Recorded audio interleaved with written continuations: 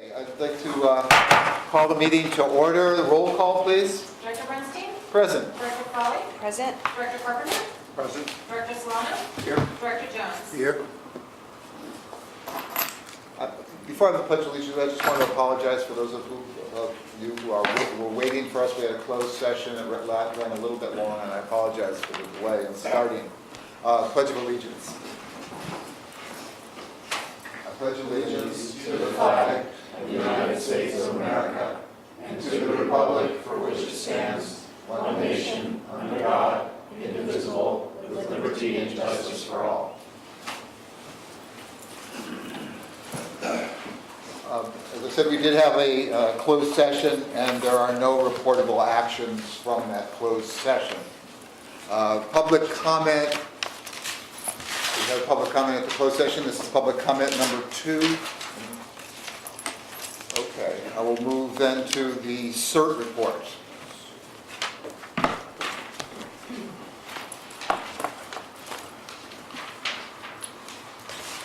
Good evening, Fire Board Directors and Chief. Following is our CCM Cert report to the Board for March-April 2018. Our next Cert basic class is set for May 19, June 16, and July 21st, and will take place at a local fire station in the district. Michael Ralston and Keith Fuller are our instructors. That's one class, right? All 3 of those sessions? Yes, it is, right. It is a 3-part class. Each of those classes are 8 hours long. And ISV and drone classes have been proposed, as well as a class on disaster auxiliary emergency power, and they will be scheduled. The EPA Get Ready classes are offered on the 3rd Thursday of each month, with the May session being in Spanish. The CCM Get Ready classes are scheduled monthly at a local fire station in Menlo Park and at resident homes in Atherton. The Neighborhood Ready class prototype is being beta tested with the Atherton area coordinators at the monthly ADAP community meeting. The ADAP community meeting is held on the first Saturday of each month with a 45-minute tabletop or field training session at each meeting. The EPA Cert meets on the second Saturday of each month. We will be revamping and ramping up our Menlo Park Cert program in June. It's an area where we need to have a much more focused organization. East Palo Alto is certainly organized, as well as Atherton.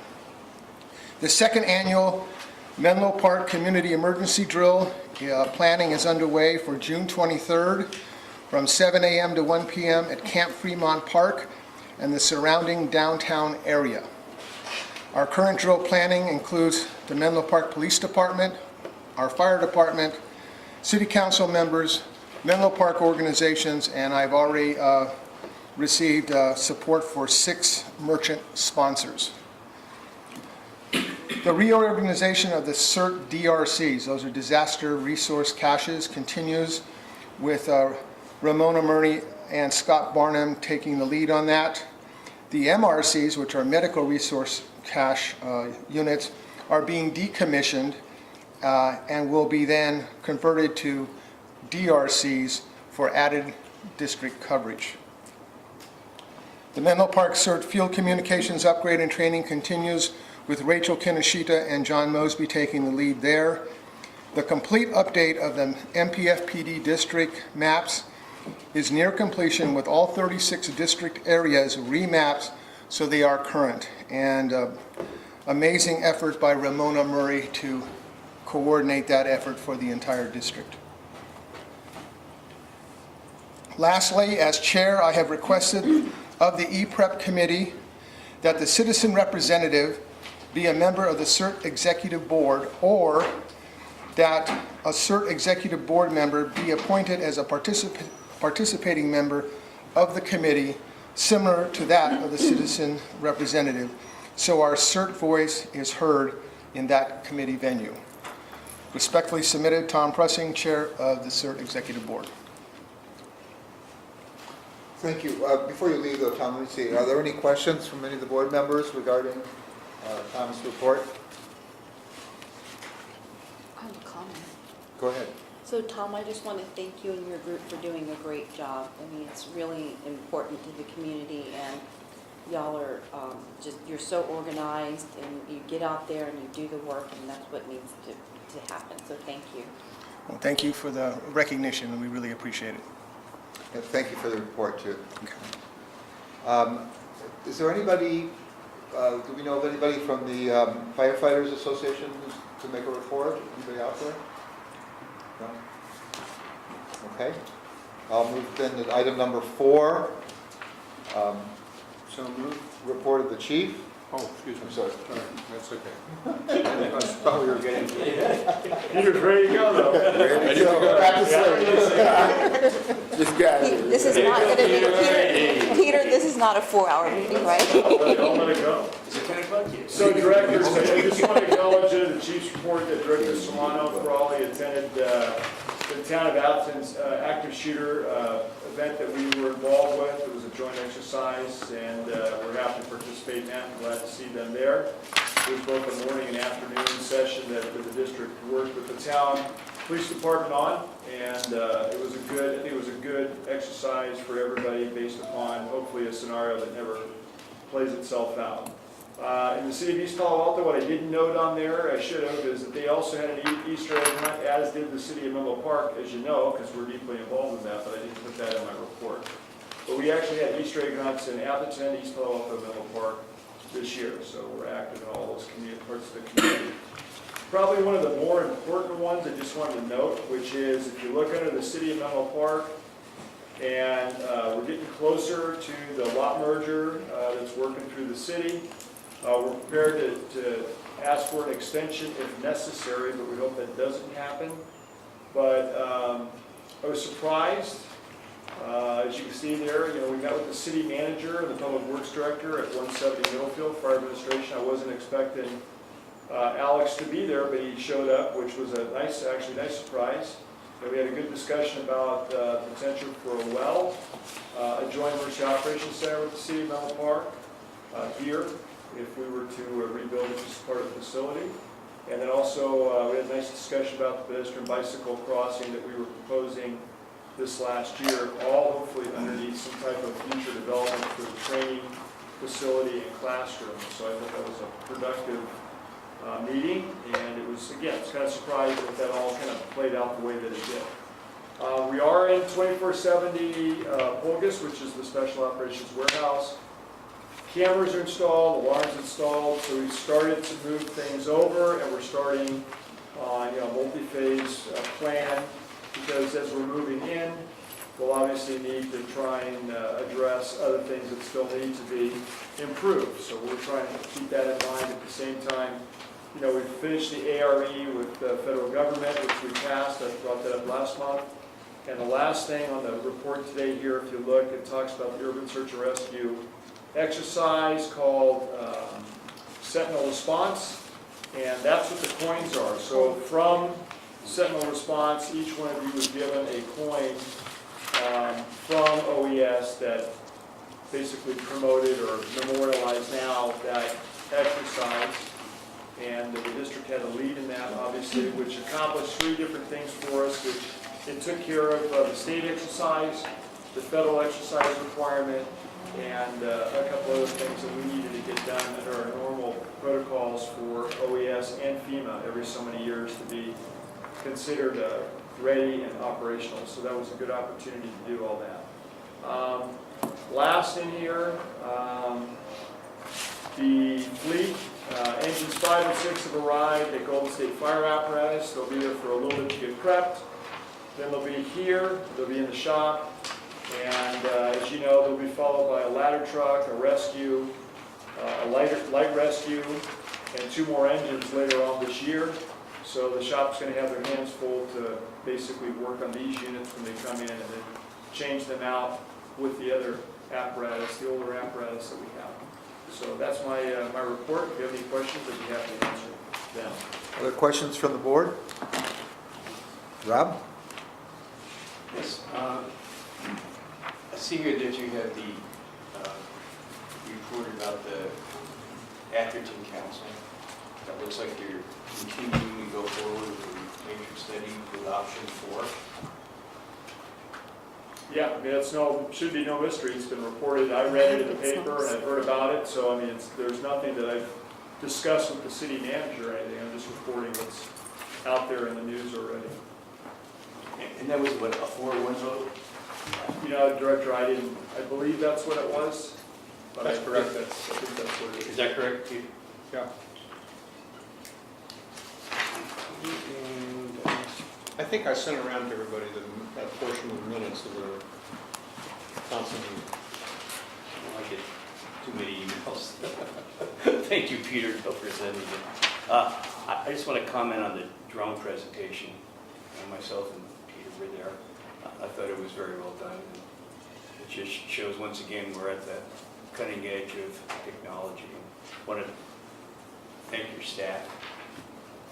Quite the event, no doubt about that, you know, for anybody that didn't get to see it. But, yeah, I mean, DJR has been a very good partner, and we continue to work on technology that helps the fire service, and so that brand-new camera system, which they, you know, basically unveiled that day, we've been working with them for quite a while on prototyping and testing that, and that's going to be a huge benefit to any fire agency that uses it. It's just superior technology at this point, so I appreciate you both being here for that. It was a big day.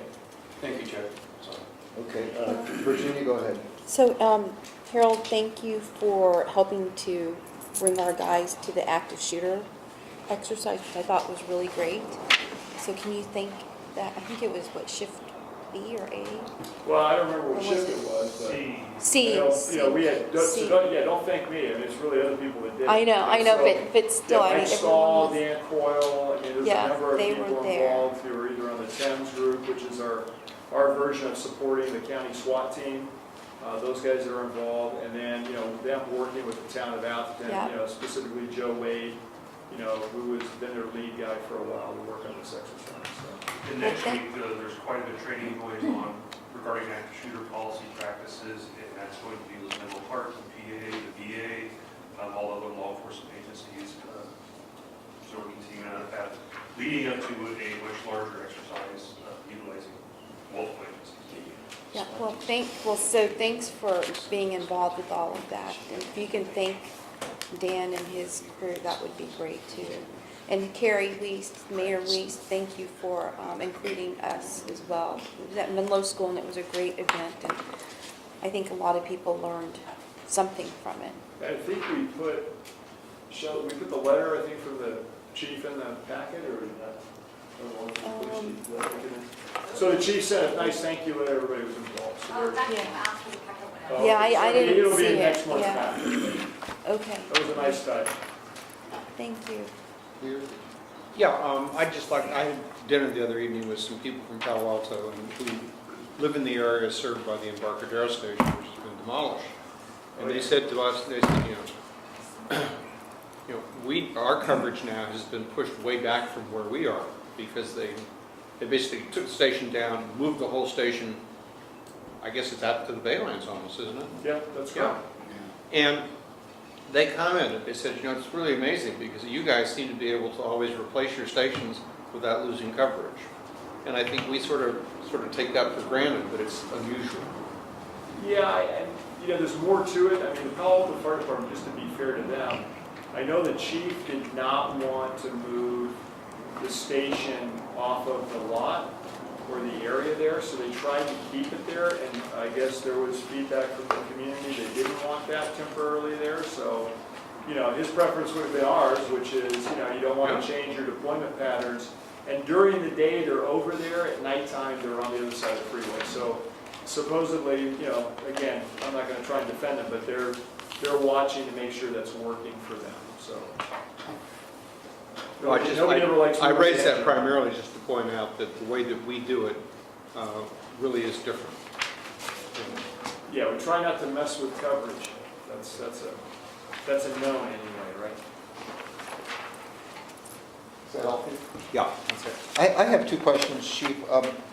One relates to this comment about Menlo Park, the second paragraph, Yep. where you're talking about using essentially Station 1, and I don't know if you mean this classroom here or the new rebuilt Station 1 classroom. It would be the new rebuilt Station 1 Okay. classroom. As an emergency operations center. Right. And the only reason, I'm not concerned about it, but I had thought we were going to make the emergency operations center out on Pulvis. Yeah, and actually, we'll have that capability there too, but then we're looking at this, and Menlo Park, actually, city is asking, just so you know, that this also be an emergency operations center that would then be their primary. So they need an EOC, and they would rather not be at City Hall. At least that's what the manager is saying right now. So I'm sure he's got to run that by his council, and, you know, that would be, So this is a new kind of thing, because again, you were talking about the EOC out there, and Yeah, now yeah. you're talking about maybe 2 of them? well, it doesn't hurt, because East Palo Alto equally has a problem, as does the town of Atherton. I'm not sure what they're going to build in the new civic center, but I mean, at this point, every one of these jurisdictions is required to have an emergency operations center. And when we move out of the Willow Road facility, we will no longer have the, not EOC, but EEC, emergency, command center that we currently have, that we've been using for training everybody. Because most of the city jurisdictions have an inadequate emergency operations center. The other thing I wanted to ask you, and this relates to the Pulvis site also, I saw that the city of East Palo Alto is trying, or has created an arts center out there. Right, it's in the report. Oh, yes, okay. Will that in any way, is that good or bad, or it doesn't matter in terms of our operation? I think any new building out there, it won't have an impact on our operations because, we don't really have any toxic or other problems with operations that we have. It's a standard, storage facility and warehouse. But, if anything, I think it's going to be good because it's going to improve the neighborhood. East Palo Alto is a challenge right now. I mean, I don't want to get too deep into it, but we've been discussing this with them, and John's aware of it as well, is that the number of homeless that are living in RVs now are all piled up on Bay Road. So they used to be in different locations, now they're there. It's not an easy problem to solve, but certainly I don't think they want to make it a destination point for every community for them to have people be down there, but it's presenting some other challenges and other issues that they're trying to work through. So, as they start to develop the Bay Road corridor, that obviously won't work. I know they're trying to, John, find out where they can even maybe set up a lot where these folks can go. And then, at what point, how many, and then, all the support services that go with that. So, the homeless problem is everywhere, but, for some reason, again, down in East Palo Alto, it's become kind of a gathering point for recreational vehicles parked everywhere. Okay. Thank you.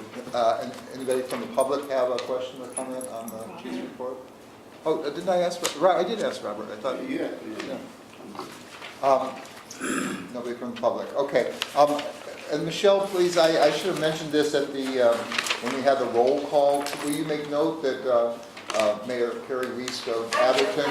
Okay. I should have mentioned something that he's in attendance. Yes. Thank you. Thanks. Okay. The consent calendar. Number 5, 6, 7, 8.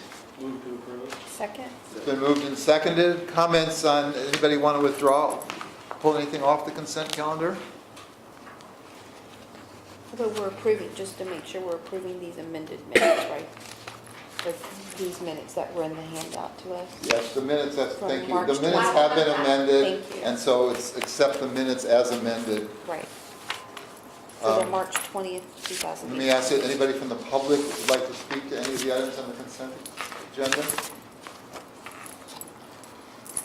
Any further discussion? All in favor of approving the consent agenda? Aye. Aye. Opposed? It's 5-0. Okay, item number 9. This is the discussion of the Citizens Emergency Preparedness Strategic Plan, something that we adopted back in July of 2015. Was Chief Stevens going to be here? Chief? He's actually off today. He's got a issue at home, so he couldn't be here. And is anybody from the district going to speak to this item? I guess Don and I can do the best we can.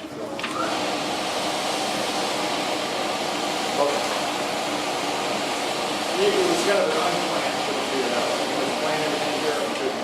I see, okay. Well, let me, since because I asked for this to be on the item, and I have some information, so let me speak to it for a moment, and if you could supplement that, I would appreciate it. We back in July, we approved this plan that basically calls for the district to spend over a 5-year period exactly $500,000 to build awareness of the importance of preparedness and to increase the number of volunteers available for the Cert program and so forth. It was something that I thought was important. That what we found with Cert is that we had some very strong leaders who've done a number of things for a couple of years and burnt themselves out in the process, and we lost those leaders. We lost one of the key Menlo Park people, 2 of the key Menlo Park people. We lost other people as well.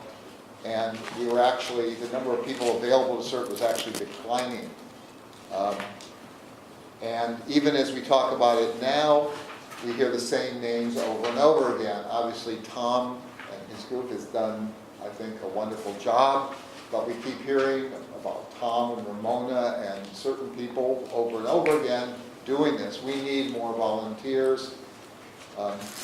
There is a plan in place now with the Get Ready program, whereby we're starting people off relatively easily. They spend 2 hours in a kind of familiarization thing. What can they do to avoid both emergency situations, which mean the things that fire district normally deals with, like fires, and then in disasters. How do they prepare for disasters in terms of what used to be 1 or 2 days of supplies, and it became 3 days. Now they're even talking 5 to 7 days of supplies. All this to me is really, really critical. And I wanted to bring this back because as of today, we haven't spent a dime on this thing, even though we were authorized and the board had approved the expenditure 3 years ago. In talking to Chief Stevens, he informed me that the department was now prepared to go forward with this. He was preparing, and please correct me if I'm wrong, but he signaled to me that the department was preparing a request for proposal to go out to organizations that do advertising, public relations, public awareness campaigns, and so forth, to find somebody who could help us do this. We don't have the expertise or the skills to do a public awareness program, but professionals do, and that we needed professional help. And so he was preparing that. I spoke to him, actually he was here at the last meeting. We adjourned before he could address this matter. He unfortunately stayed here till almost midnight and then didn't get a chance to talk about it, but that he is now working on that. So that's what I know as of now. My reason for putting this on the agenda was really to get to the point where we are now. So, we can't worry about what happened in the last 3 years. What we can do is talk about what's happening now and what we need, and this is what we need soon. It's my understanding, via Chief Stevens, that the monies for this are going to be in the budget for July 1, the new budget. Kathy can confirm that. The budget development for that program and the work that we did with the money for market. Okay, so there's no problem working on a request for proposal now, because by the time we found a vendor, June will be over anyway, and we'll be into the new fiscal year. So that's what I knew, and please let me. Yeah, no, I think everything you just said is correct. I mean, that's what we've talked about. And, again, I think going backwards, part of what the delay, if you want to call it, was remarketing the program, reestablishing it in a different way. And so that took some time to develop it and bring it up. And I know you got 2 members from the board's E-Prep committee. I know that Chief Stevens has been working with them and briefing them as well. So I think they probably have as good a sense of when this is all going to go forward as, maybe you and I do. I don't know if... Let me first ask Chief Long, did you have anything more to add to?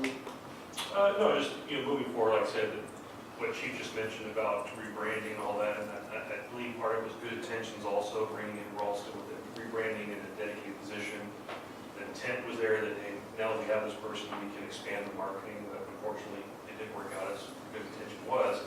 But like you stated, we're at that point now where is budgeted. They're working on those components to get the marketing piece. I think in long term, they realize that there's just so much going on, that this is going to be, you know, a saving grace, letting someone else come in and take care of that component of it. Let me add one more point. One of the other reasons that I heard that it had been delayed, and I think it was a good reason, was that Chief Stevens felt, and I thought this was really a good idea, that the major promoters of a volunteer group could be the firefighters themselves, because they have lots of interactions with the public. That were they motivated to give out cards and to get people to trainings, they would be a strong force. And up to now, they had mixed feelings about that. I know that this was addressed to some extent at the East Palo Alto drill that Tom conducted, was it March, Tom? Yes, Mark. Where the captain that was on duty, Captain Troy?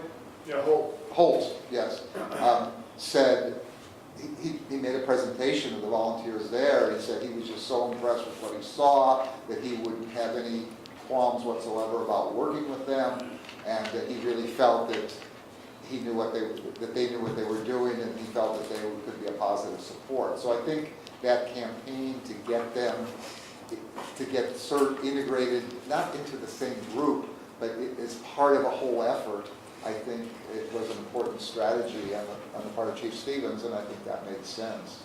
Yeah, and that's been going on for a while. I mean, it has to be a comfort level, I think, between both.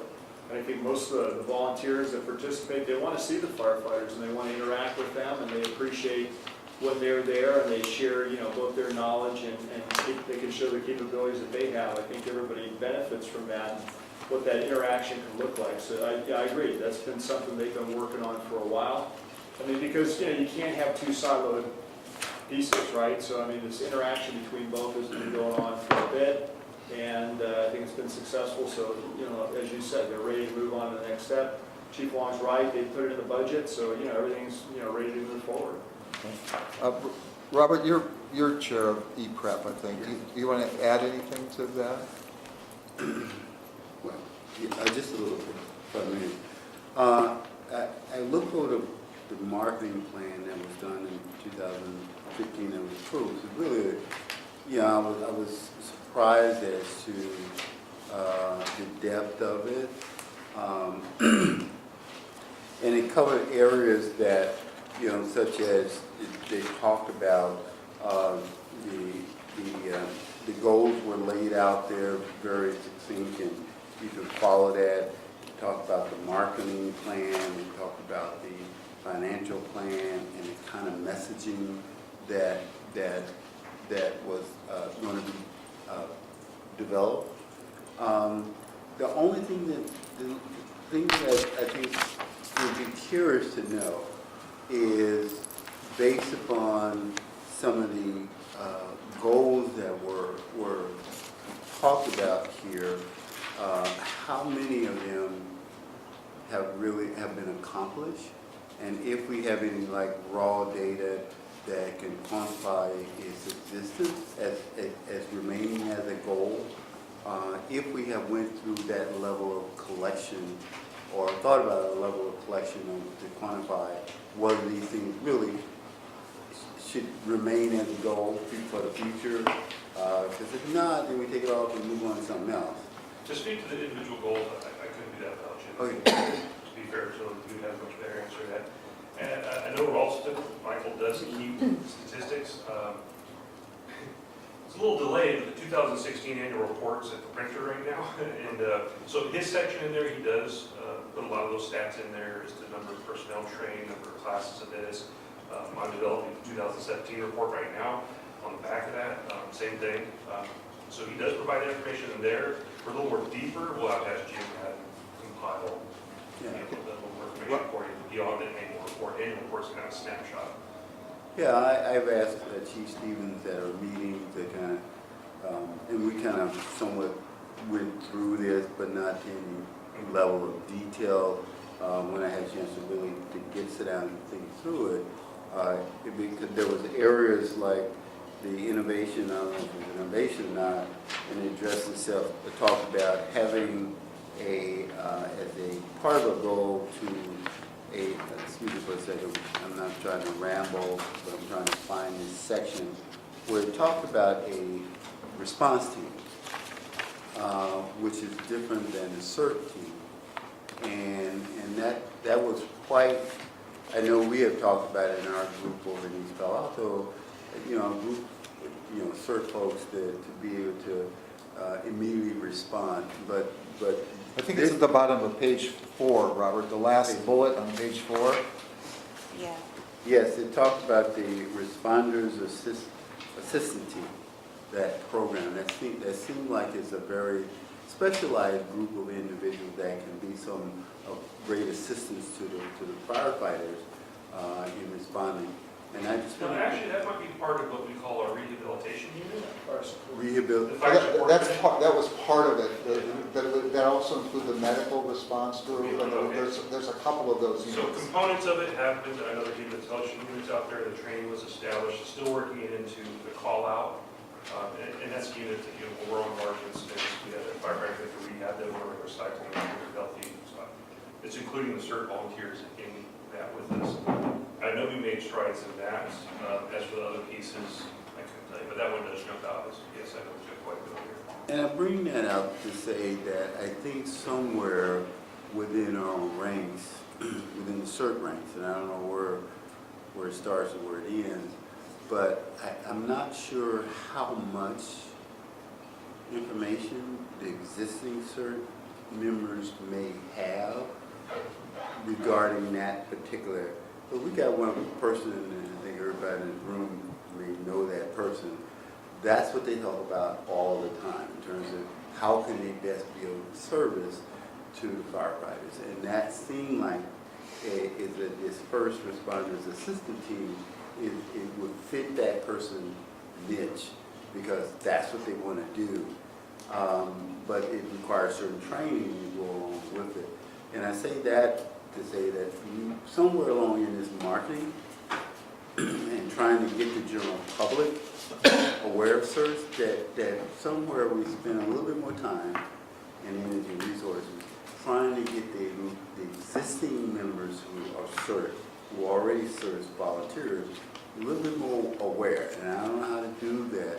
Hopefully this new marketing person, if we did have it, can be able to kind of help us pull that together. Because, like I said, it's just striking that was there, and this person has been talking about it to me the last 3 years. Robert, can you address those issues at the committee meeting then, the prep committee meeting? Getting the questions that you raised about goals and some of that? Yeah, absolutely. I mean, that's where we've been trying Okay, to that would be flesh great. out. That would be great. Rob? The plan is well written. I've been saying ever since I've been on the board that 6 years that we have the Cert advisory group, and of course we have the fire district. And we have a division chief that's assigned. We have Mike Ralston, who's the coordinator, and then we have an emergency manager, Ryan, that's full-time, that's with the district.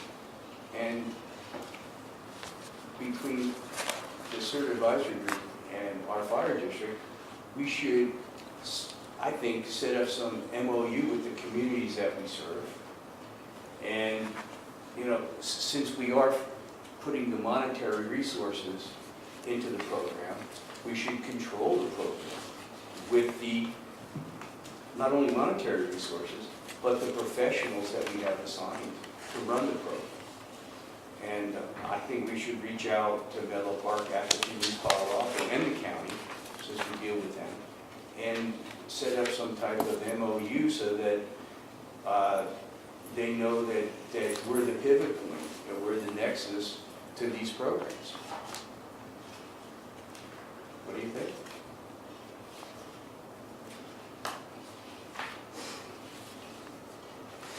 I can make a comment while folks are thinking.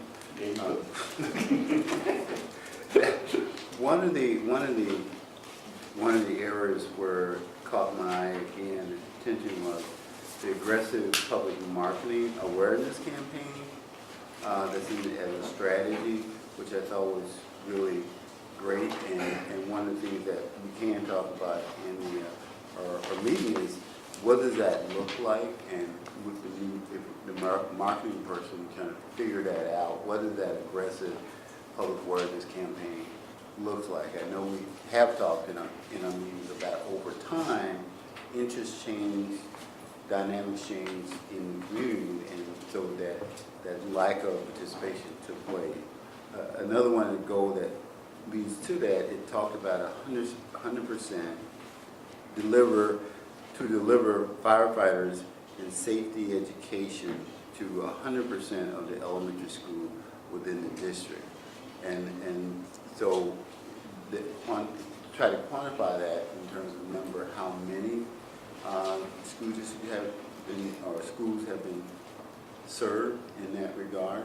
Because I think that will be eventually, speaking long term, will be the future of certs.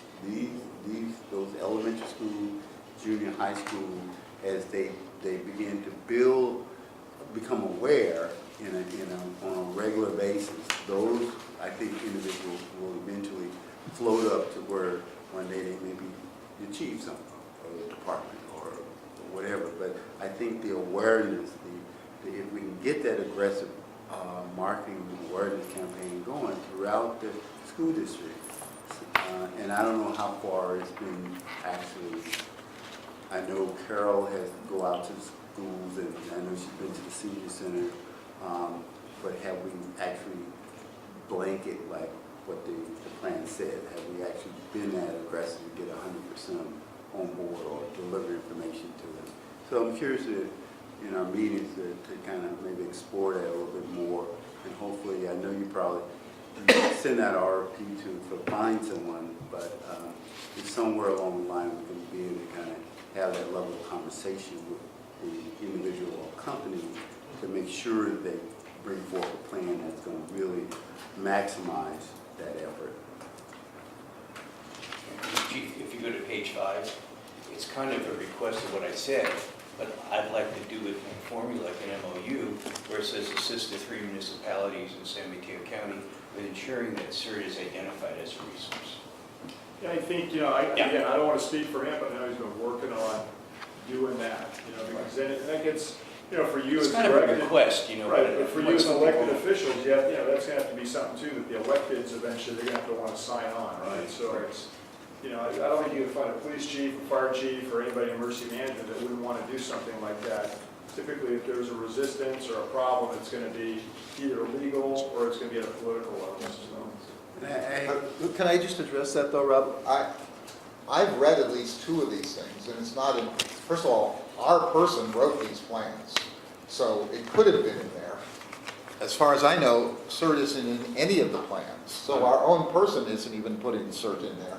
Right, that's what I'm just saying, that we have it written, formalized in an MOU, so here it is, and here's a cooperating agreement relative to different communities. I think I should say that Chief Stevens have this group that the 3 municipalities group that have been formulated and have been meeting to talk about a variety of different issues as it relates to disaster. I think is a start of that getting the cities to begin to at least sit down and start talking about what we have in common, where we can kind of jointly. And I think from there, because I've gotten feedback both from the mayor, from our city, East Palo Alto, from the person who's in charge of CERT from the city, Marie McKenzie, and some other individuals at the city level that were absolutely grateful and thankful of the activity that took place in March. There's a whole new set of mindset that's taking place.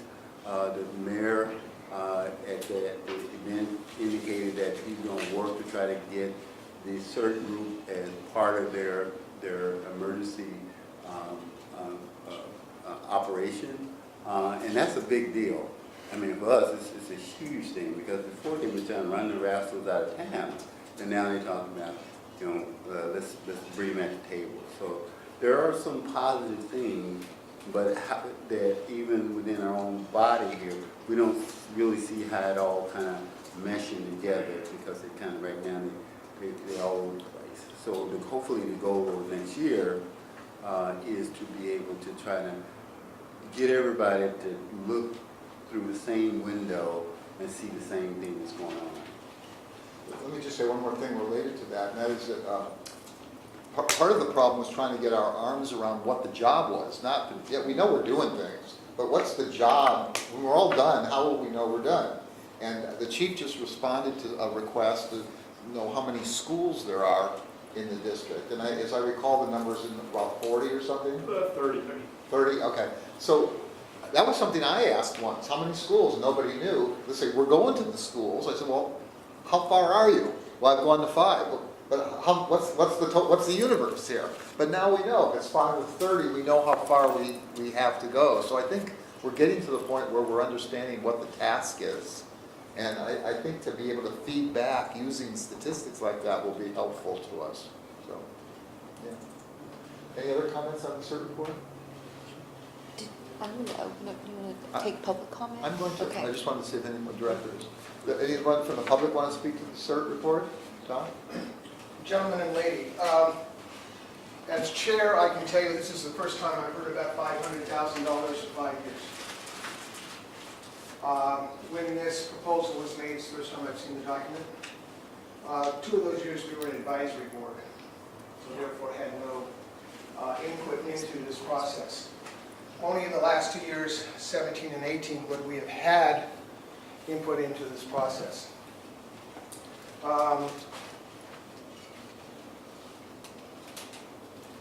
So if this $500,000 is now going to begin in 2018, and it's going to be rolled into our current budget, which the last I was told was in excess of $200,000, does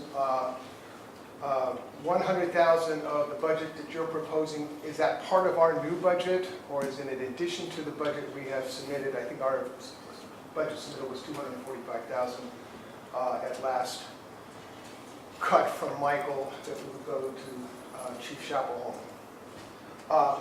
We are in the dark, to be honest with you. And on a lot of these issues, we have been in the dark a long time. And it's time that I guess I stand up and talk about the elephant in the room. And I'm not comfortable in doing so, but the bottom line is I am the chair, so it falls upon me to do so. The Get Ready program is happening, okay? And we're doing a pretty good job at that. The proposal for public awareness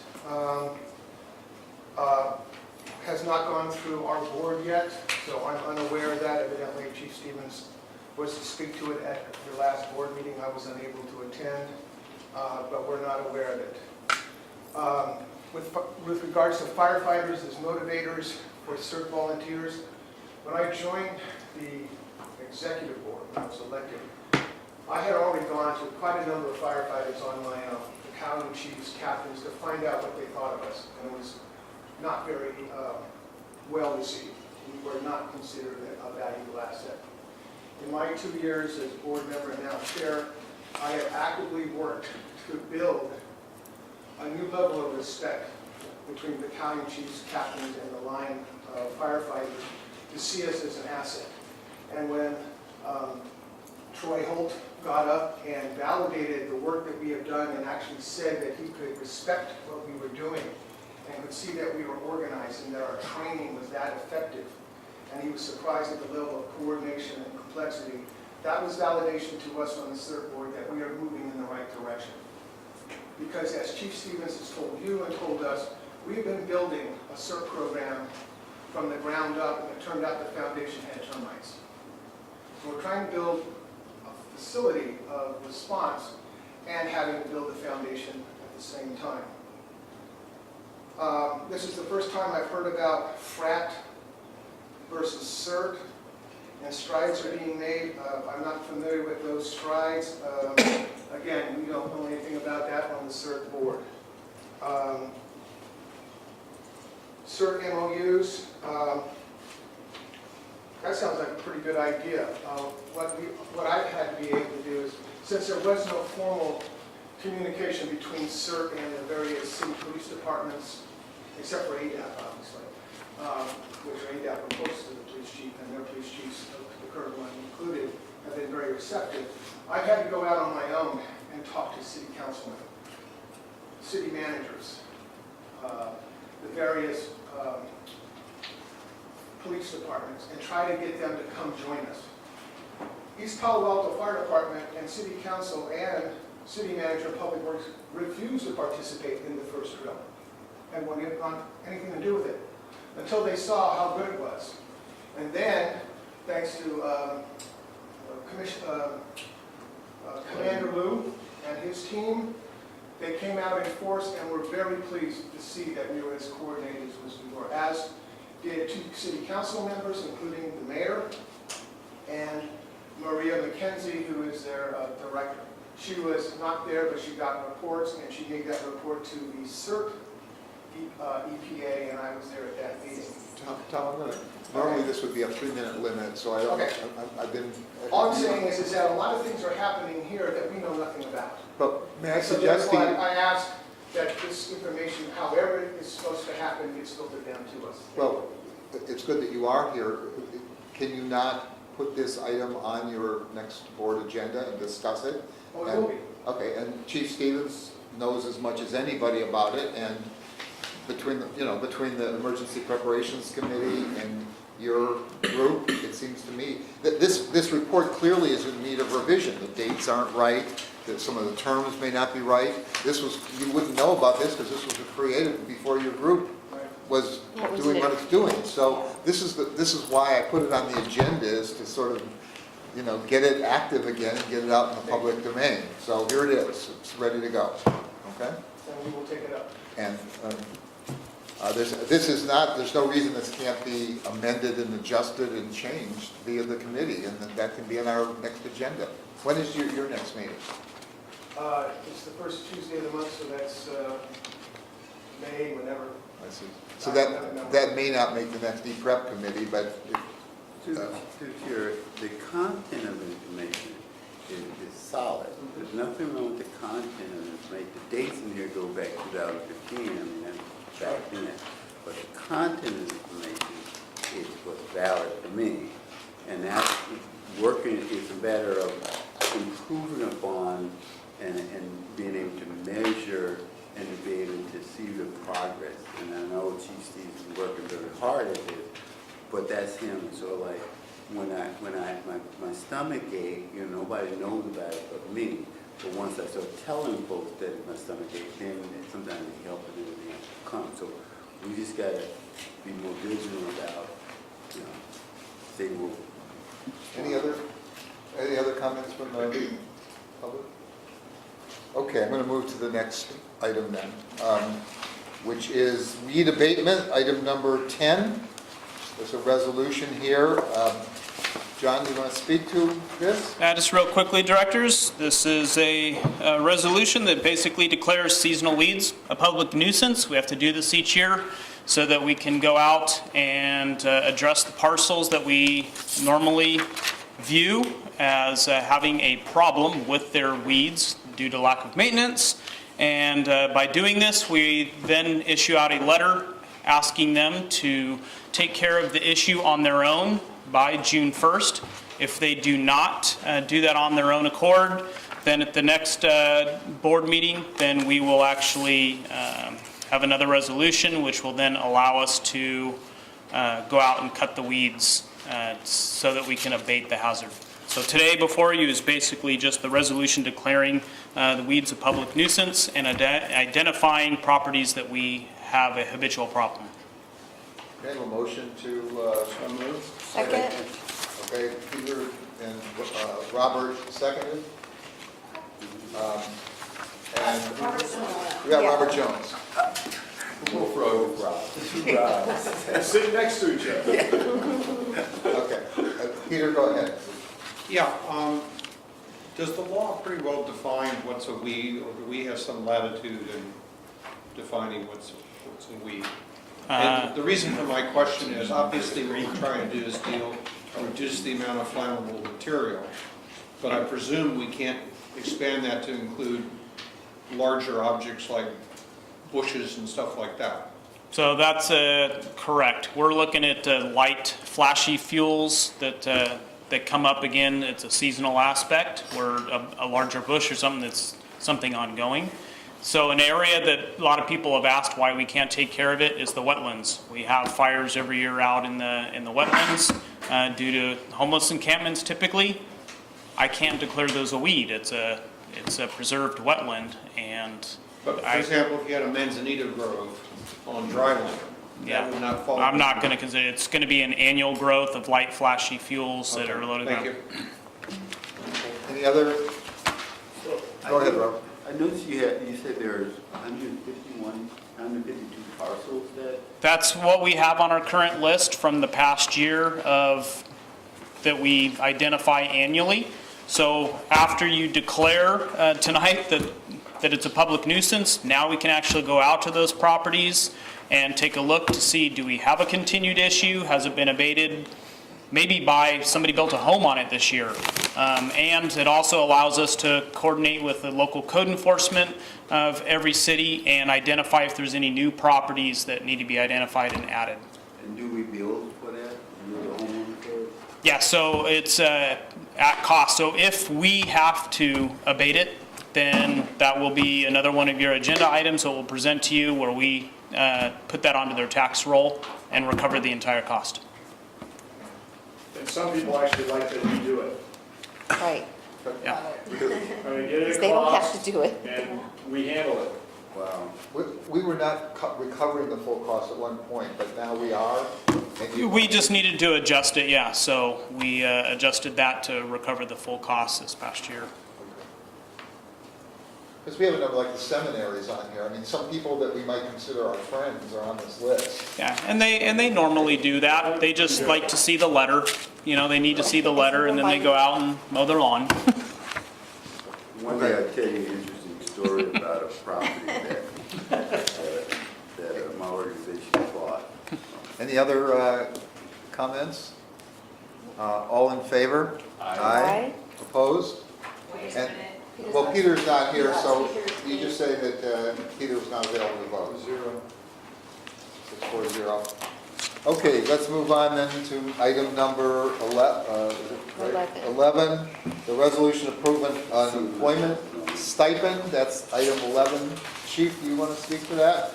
Yeah, Director, so I wanted to let you know, the reason this is on here is because when we were getting ready for operational sentinel response, one of our managers was not covered underneath any type of reimbursable clause within their employment agreement, which basically led us to look at, you know, their entire compensation package and realize that every other category, whether it was the unions, the chief officers, and so forth, they all were. And so this stood out as an area of improvement because essentially, even though it only involved one person this time, it's an opportunity for those individuals to go out the door, respond or deploy to a state or federal deployment. And you know, there's categories and there's different things they need to do to even be considered for that. And so this essentially tries to correct that issue that we discovered, and it's already gone through the finance committee as well. So essentially we're just trying to make this the same for all groups, albeit in this case it follows the model of the chief officer's group. So moved. Okay, so move to have a second? Second. Robert, second? Let me be sure I understood the answer. I got it tonight. My question wasn't, basically this just offers effectively straight time reimbursement for anybody's personal time on a deployment.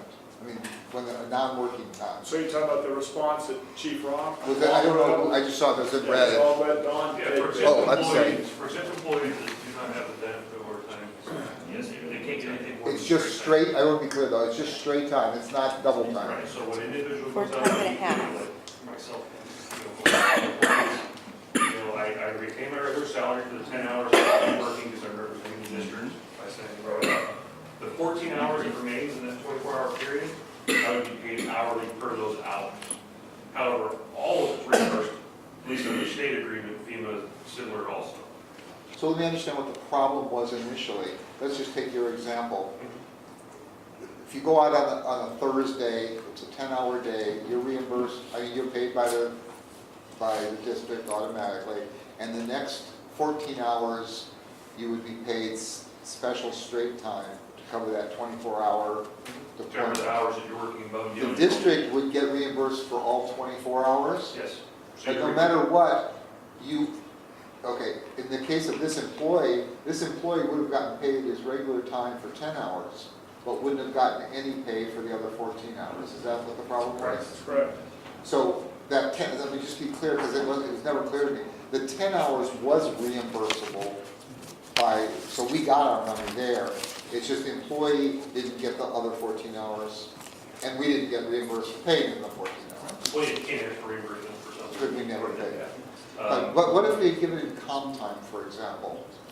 What if we'd given him 14 hours off the next week?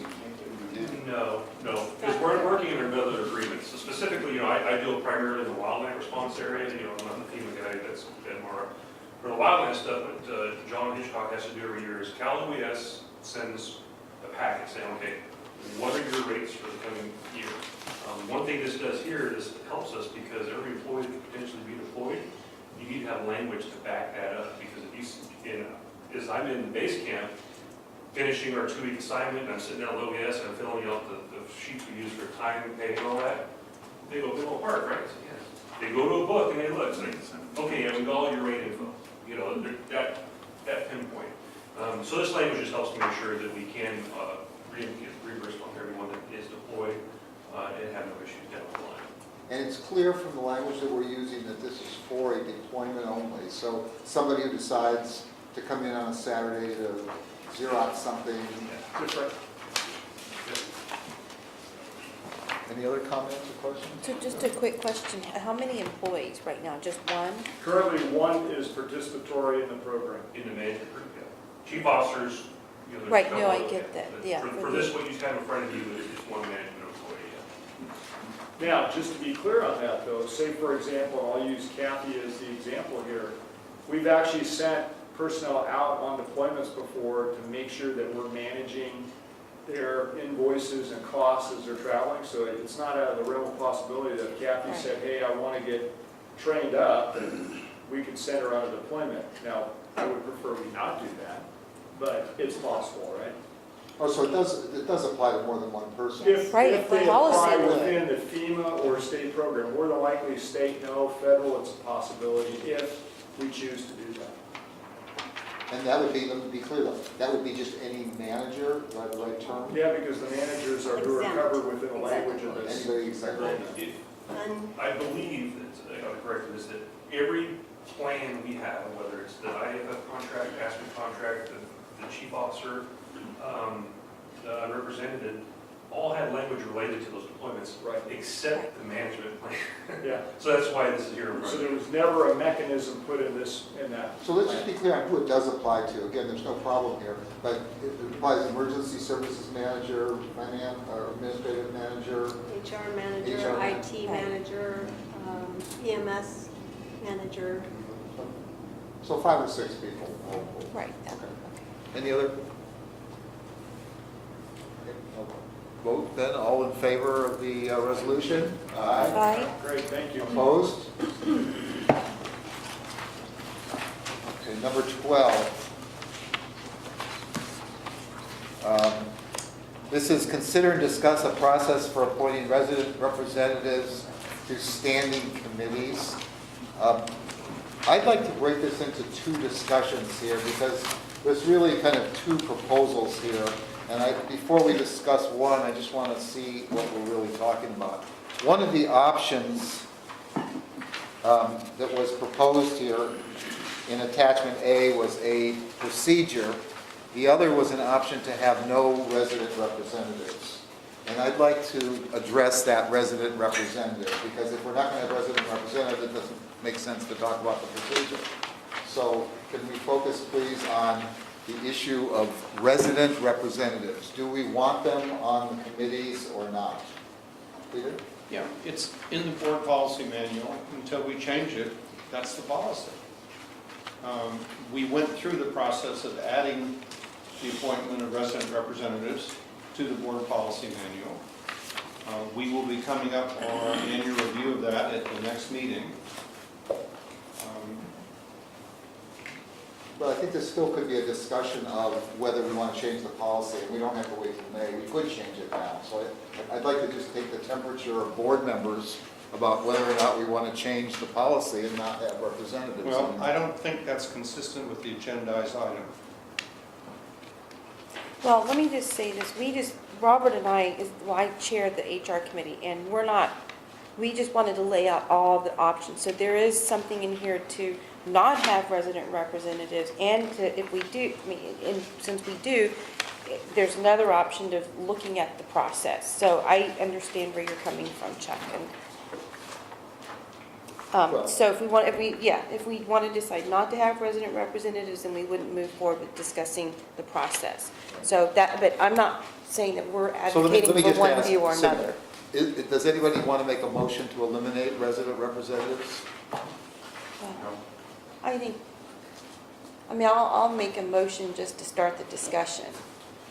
Okay, I have a motion to Unless we want to discuss it remove without a resident motion. representatives. Is there a second?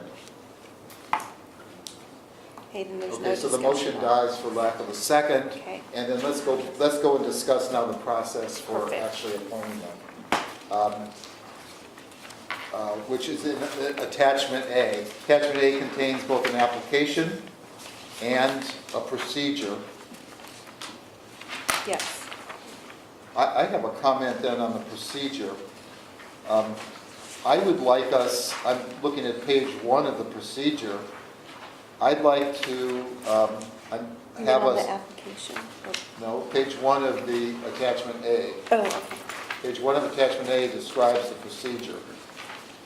I'd like to recommend that we advertise as of, say, November 15th, that we're seeking resident representatives.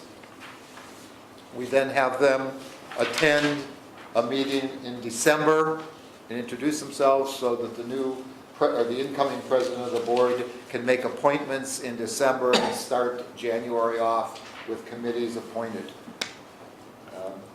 So and the other thing is there was a place on the page 2 for how long the term would be. I'm recommending the term be 1 year. Since it's the president who appoints them and the president's term is 1 year, it seems to me that the resident representative term should be 1 year also. The committee terms are only 1 year. So it just seems 1 year is consistent. I'd like to add one thing. If they miss 3 or more meetings when they are appointed, that we, Rotate them off. you know, Yeah, 'cause or like, it sounds or they like, go back into the Don't- hopper. because it sounds like that emergency prep committee is having that issue, right? Where the resident representative is Well, not. Cynthia hasn't, yeah. Yeah, so is that where this, because I agree with you, Rob, it deprives other people from getting involved. Well, there could be other, as Tom mentioned, I'm sure there are other, Cert people that would be interested in sitting Right. as an advisor to that group. So that's why I just would like to add that on that, if So- that's okay, Chuck. That's fine. Well, that would with me. be Or probably, Virginia, since you're the chair of that committee. yeah, we could add that, I guess, in the actual application. Right, because they would have been selected, so we would have gone through these bullets to select. And so I guess it's the information that we give to them prior to their committing to being on the, I think this should be a bullet point on page 2, because here it says the resident representative would serve at the pleasure of the board and could be terminated at any time. I'm looking at page 2 of Appendix A. yeah, That is the third bullet down. Resident representative would serve at the pleasure of the board and could be terminated at any time. And I think that would be the place to add Rob's thought. Anybody? Third So bullet wait, so down? Rob, how do you want to word this? In that, Where are you seeing that? So The on third page bullet 2 down on page 2 of the Appendix A, Yeah, but this is not part of. Attachment A, excuse me. Yeah, this- Staff report. Yeah, I got it, but what I'm trying to, the point I'm trying to make is that there should be, once a person comes on board, there should be a one-pager that should describe this. Because if you're talking about putting it in the application itself, I think it's not an appropriate place to put it. But once a person comes on board, they get selected, it's just like the board. The board has a board policy there we get, right? The resident representative should have a one-page or two-page, whatever it is, a documentation that lays out their roles and responsibilities. Peter? Well, that's what I was thinking, but, Well, I can keep it up all night. Go ahead, Peter. oh, sorry. I'd like to just speak to the general philosophy here. I haven't noticed a whole lot of people breaking down the doors to fill these slots.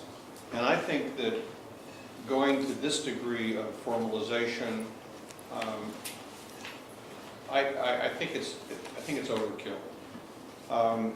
You know, a once-a-year appointment, et cetera, et cetera. Somebody leaves in the middle of the year, how are you going to fill it? Pretty soon you got a 20-page document that I don't agree with the concept, for example, that candidates have to live within the district boundaries.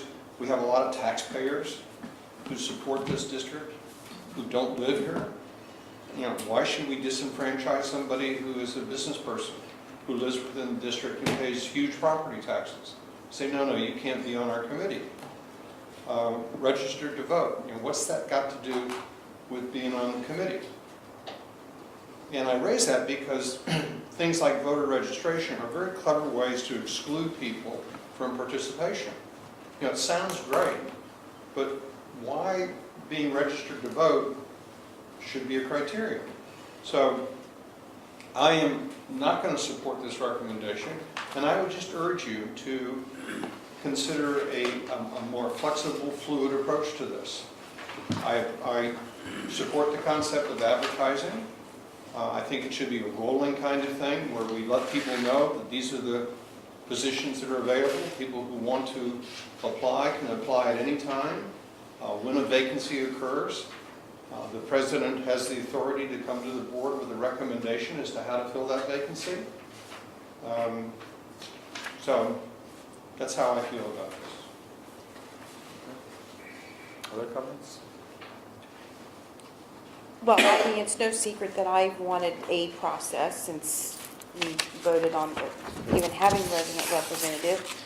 I think that the current resident representatives have not been really, I mean, there was a unilateral decision by the president, and I just think that if you're going to be serving on a standing committee of the board, then you should have the full board vet the candidate. So whether or not this is a process that should be this stringent is really not my decision, which is why this item is before the committee, or before the board, so that we can have the discussion. But I just think that if we don't have any process, you know, who makes the decision? One person for a full board standing committee? So, you know, I'm happy to be flexible. It's not my policy. Would be a board policy for a standing committee. So it's not like I'm saying we should do this. This is just out for discussion based on what Robert and I discussed, and that's why it's before this board right now. But I think not having any process, I don't know. Would you like to make a motion? through the chair, before you get into that point. Yo, go ahead. No, go ahead. Wait, stop. Go ahead, Rob, you were first. No, I think there should be some type of a process in order to identify people that are interested.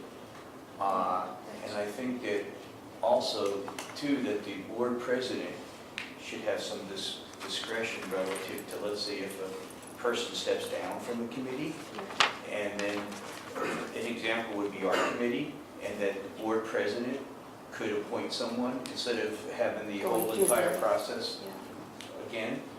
I could see that, both sides of that flexibility.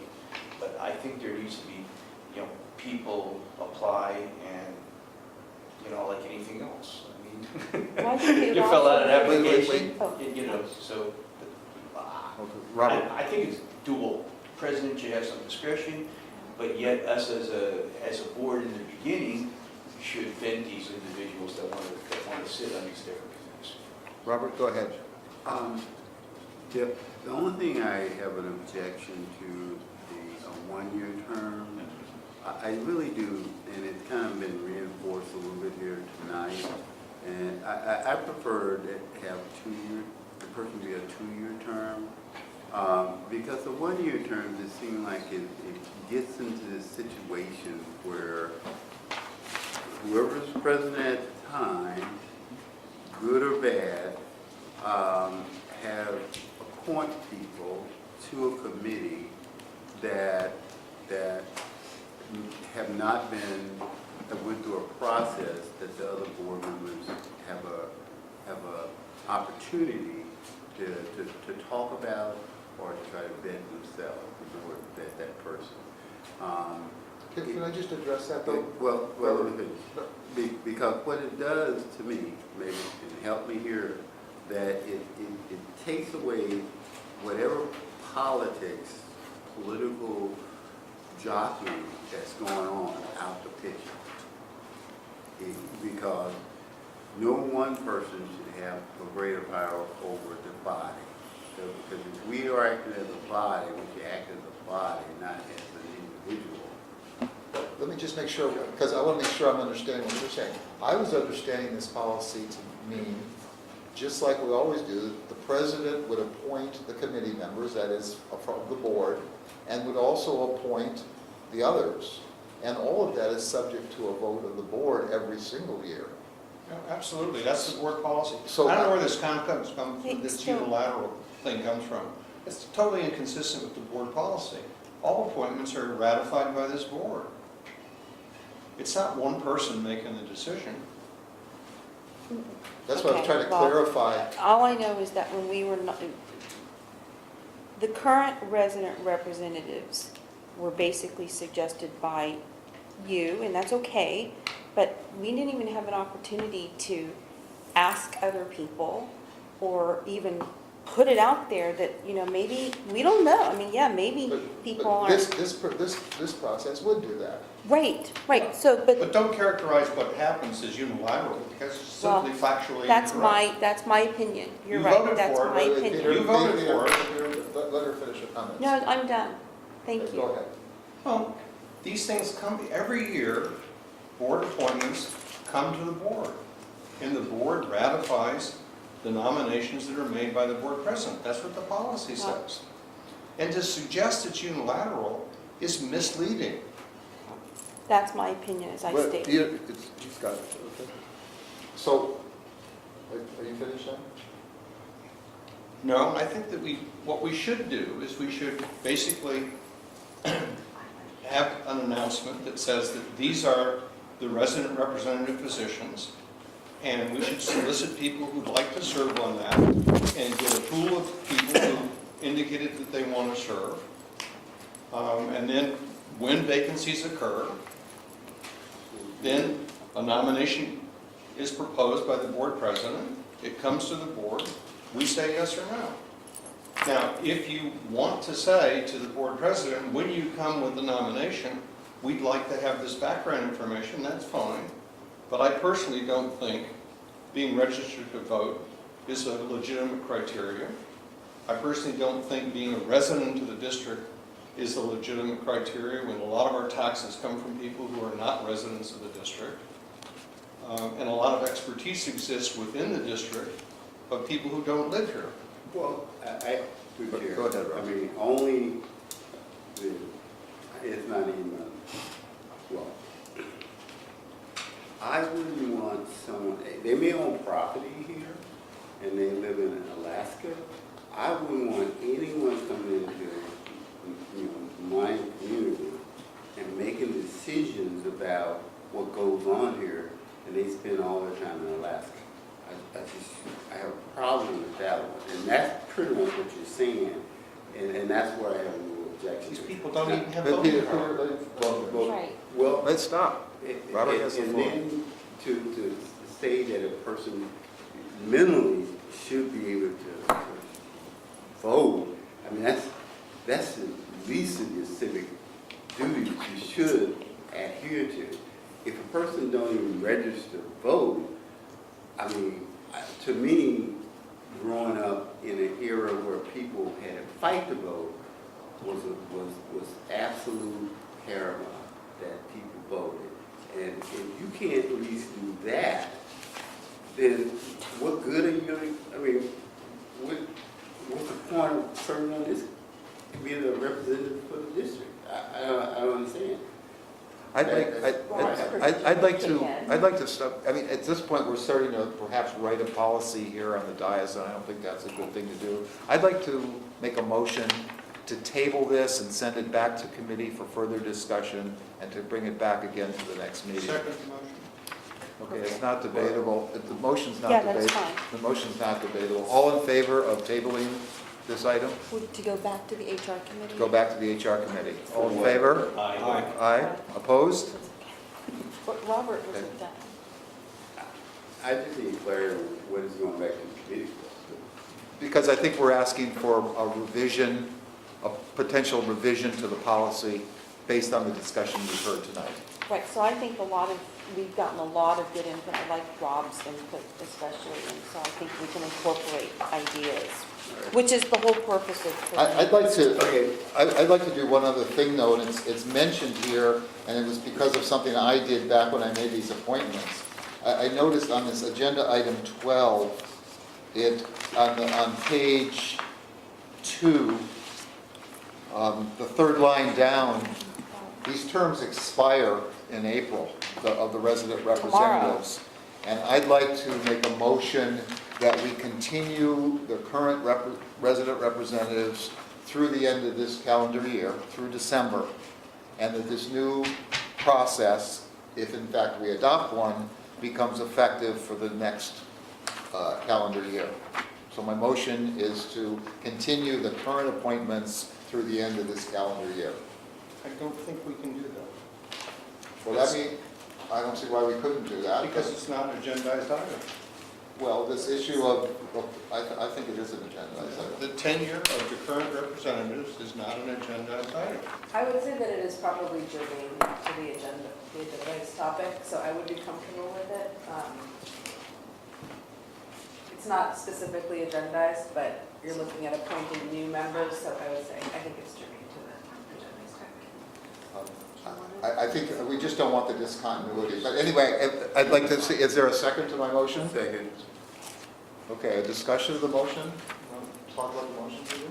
Well, you know, the people are appointed, why does suddenly they not be appointed? There's nothing in here which we voted. Well, we did, because I wrote on the committee assignments, I wrote until 4/18. Right, that's why it's. I wrote that down there thinking we would then have a process by that date, and we would then use the process. So technically, they expire, and we have to remove them from the committees. Any other discussion? All in favor of the motion? Aye. Opposed? Peter, she Yeah, didn't register your vote. Okay. Okay, so we're going to move on then to item number 13, which is consider and discuss and approve the purpose of the Public Communications Committee, number 13. This is a report from that committee. Rob, do you want to address this? Sure. Well, we actually met 2 times, and we came up with I don't want to call it definition or goal, would be to shall build awareness of the functions of the fire board of directors to the public. So we came up with that, and then our second meeting, we came up with some ideas that we want to set up relative to inform the public about the fire district. So we're kind of in a molding stage, would you say? Yeah. And, you know, we're looking at maybe using an application that would be easier for people to access our website information by having an application. We're talking maybe to have a quarterly bulletin, you know, things like that to inform the public about the fire district. A lot of people don't even know what the fire district is. So we're in kind of an infancy stage. Virginia had originally set up this committee when Peter was board president. And, we had agreed upon to have one, and we're using the chief with his public information experience. We're also looking at an actual mailing list and a notification list so that all media, we get our information. So we're moving forward. Virginia, you want to add anything? Yes, I agree. We've had a couple of productive meetings, but we have to approve this first before we can really move forward, which is why it's before the board. So let me ask a question. I actually think this might be a misstatement, but let me make sure I understand. It says that the purpose of the committee is to build awareness of the function of the board of directors? Or did you mean to say of the fire district? Well, that was the dual-edged sword that we were trying to project, because what we were trying to do is to leave the chief to do the operational informational For the stuff. district. So the Right, chief for the one person. district. And then for our committee to be the actual spokesperson for the media relative to our board. So we were trying to separate the operational end and our actual board end, so that the chief would not be restricted to put out, the way he puts out the press releases for the different operations that he's involved with. You know, we don't want to restrict him to come to the board and say, should I put out this flood warning or this house fire or something like that, because that would parallel an operational decision or operational information format. I'm going to add So something. you're, Let me- he's answering my question. So you're saying that this is what you intended? Right. Okay. But the other example, and piggyback on this, Rob, if you have other information, is that when if we have an election, for example, if we wanted to do an information session about what it's like to be on the board, or, to promote candidates to be interested, it would come from like this kind of committee versus the district, right? And also like these committee representatives, Yeah. we would coordinate that media blitz to solicit people that are interested in sitting on the different committees for us. And what we try to do is we don't want to restrict the chief in his information dissemination. Right, Harold? Yes, sir. Thank you. I'd like to make a comment on it. I understood this committee back when it was first proposed to be looking at the idea of getting information to the public about the district's activities. Totality? The totality. That doesn't mean doing it. It doesn't mean being the spokesperson. It just means discussing how to do that, whether it's by the chief or by a press officer or in any other way. But I don't think the public could care about what the board of directors does, and I don't think that mission is worth a whole committee. I mean, that's a lot of staff time and a lot of meeting time for something that's just not very important to anybody. That's my personal. So what are you saying, Chuck, that we shouldn't have this committee? Or this are you purpose? saying that as a board, we want to be the final word for any type of information or press release that the chief puts out? But why are you saying that? There's no suggestion that you be the final word or any word. I mean, you could simply have a policy that the chief puts out the information at the end. I mean, you could do anything. The public, it's just again, I'm speaking for Peter here because he proposed this, but my understanding of what he proposed was that the district wanted to let people know what we were doing, what was going on, the activities, the calendars, the events, the important things that, emergency information, where to go for information, all these kind of things, that there were some issues about our website, how valuable that was, and that we should have a committee that looked at all those channels of communication and tried to enhance our public presence, whatever that meant. It doesn't mean taking anything from the chief. Well, when we had our meeting, which the chief was there, he had told us the way he solicits his senior staff relative to a lot of those informational items that do go out to the public. And we felt that the separation between the board and the fire chief's function would be a workable alternative to the communications aspect. Peter, did you want to address any of this? And this was sort of your baby. Yeah, well, I think this may well be a good idea that was not well thought through. It may be that given all the other things we've got on our agenda, that this is probably not something to put staff and board time onto. And particularly as long as we have Harold on board, who does a superb job with us. Exactly. Which is why we didn't want to step on his toes. So I would make a motion that we abolish this committee. Okay, I'll second that. Yeah, I mean, It took these meetings to understand what we Discussion felt priorities. like. right. Yeah, so I'll, Because Let's have, go ahead. we really Rob, don't finish. want to restrict the fire chief in putting out those informational items because, in a life and death situation or an incident situation where he has to coordinate with other jurisdictions, he doesn't need to come under our authority or the board president in order to put out a press release. We don't want to restrict him to do that. so I'm going to Virginia? second Peter's motion. Yeah. Well, it's been moved and seconded, we're discussing it now. Yeah. So the motion on the table is to abolish the committee. And Robert, do you have any comments on, No, this is pretty, I can't hear. no, I haven't done And then further, in our board policy manual, it says that the fire chief and the board president are the spokesmen for the district. So it's pretty much true to course.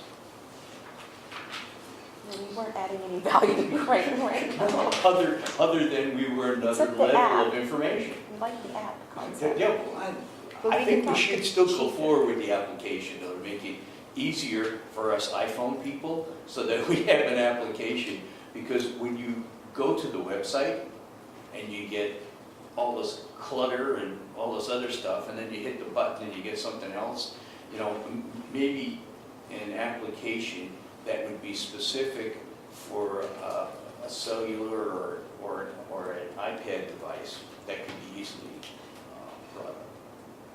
So just a couple of points. So, me, myself as the fire chief, for emerging or, communications that have to do with an event that comes up, that's not an issue, but I just want to give you some assurance, regardless of what you do with the committee, that, it's not always the fire chief. And we have, John was here, we have Carol Parker who puts out information constantly to the public, we have the Cert folks that are doing it, we have now the marketing plan in there that's going to put more resources towards outreach to the community. We use the website, there's some tweaks and things that we can do to it, but, there's a lot of information that goes out pretty regularly, so it's not all surrounding me having to put out press releases. Peter, further? Well, no, I think it's a question of priorities, and I hope people don't misinterpret the action as being we're not in favor of communication.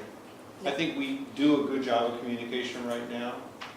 The intention of starting this committee was to take a more strategic view. I think we're awfully busy. I think the staff is awfully busy. I think this is an issue that we can put on the back burner. And right now, I'm very comfortable with just saying, fine, let's abolish the committee. Any further discussion?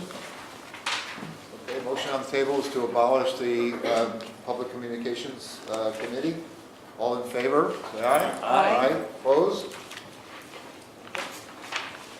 Moving then to item number 14, which is the consider and discuss approve statement of board goals.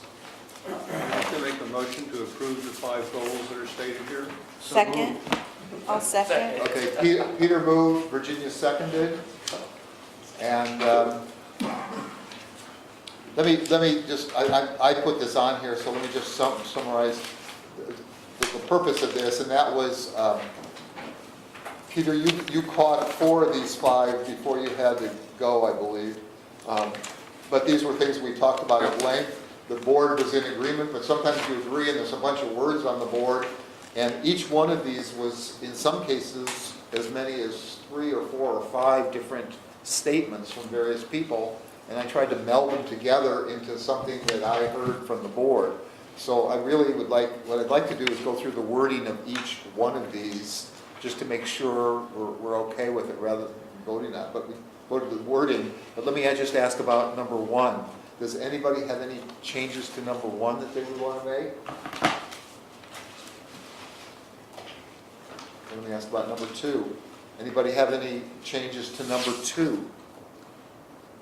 Well, I have a quick question. I thought that when we talked about this, it was the district's disaster response system.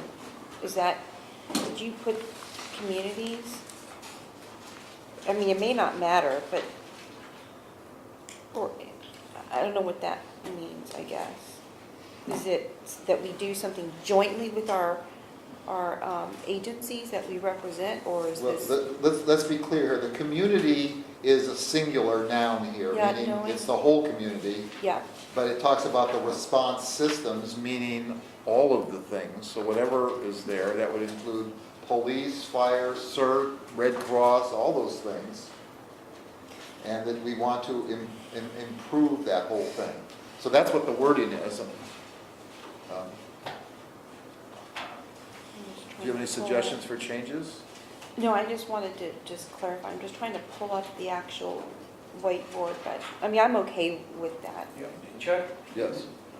well, with 1, the thing is. Oh, wait, are you back to number 1? Yeah. Okay. Yeah, and while Virginia's looking for. Yeah, go ahead. Yeah. The thing I would like to incorporate, and I said this at our last meeting, is what the chief perceives as his marching orders for 2018. That may be personnel issues, added equipment purchases, something to assist him in his yearly goals and objectives. I think, now, I don't know if that fits into 1.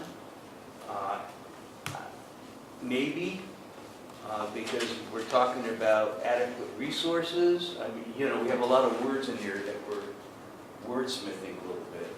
And then 2 is that, you know, I understand, you know, that we're on the technology edge. We've come up with some really good stuff with the drones and the mask that was used with the infrared devices and stuff. But our main purpose as a fire district here and Task Force 3 is our great response. And I think that should somewhere be there where that, you know, we need to ensure that not only we have a great response, but they get a better response. And I think we have a lot of great things here, 1 through 5, but I think we need to get back to like actual basics.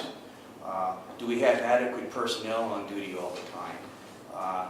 Do we really utilize the services of Task Force 3 and use those training exercises to enhance the ability of our firefighters to be better firefighters? Just to add a little bit more basics and to assist the chief in his job as our fire chief, our CEO. It's kind of Here's open-ended. the question. I mean, I'm confused. Are we going through these one by one, or we're going to have? Because We were going to go. Well, he had talked about 1, and I'm trying to see if what I said fits into 1 or any of the other ones. Go ahead. yeah, I have communicated with Chuck.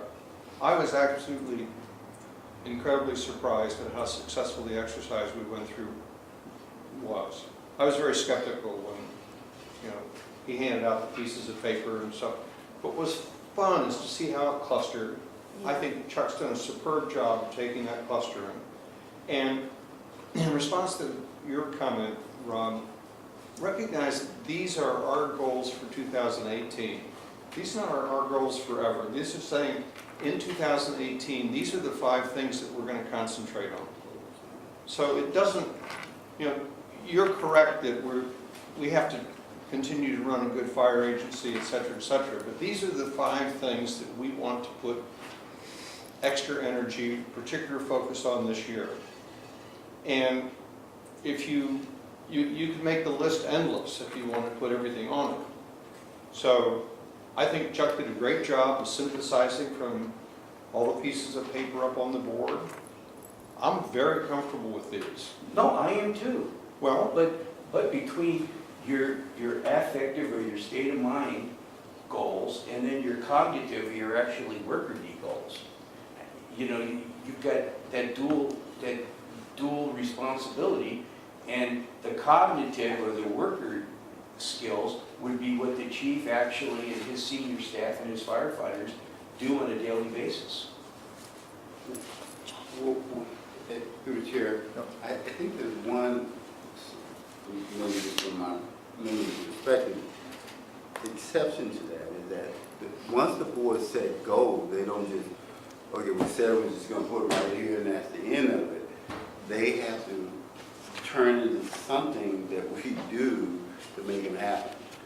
And then where it interfaces with staff is where it has to be sat down with the chief at that point in time to see if it's intersect.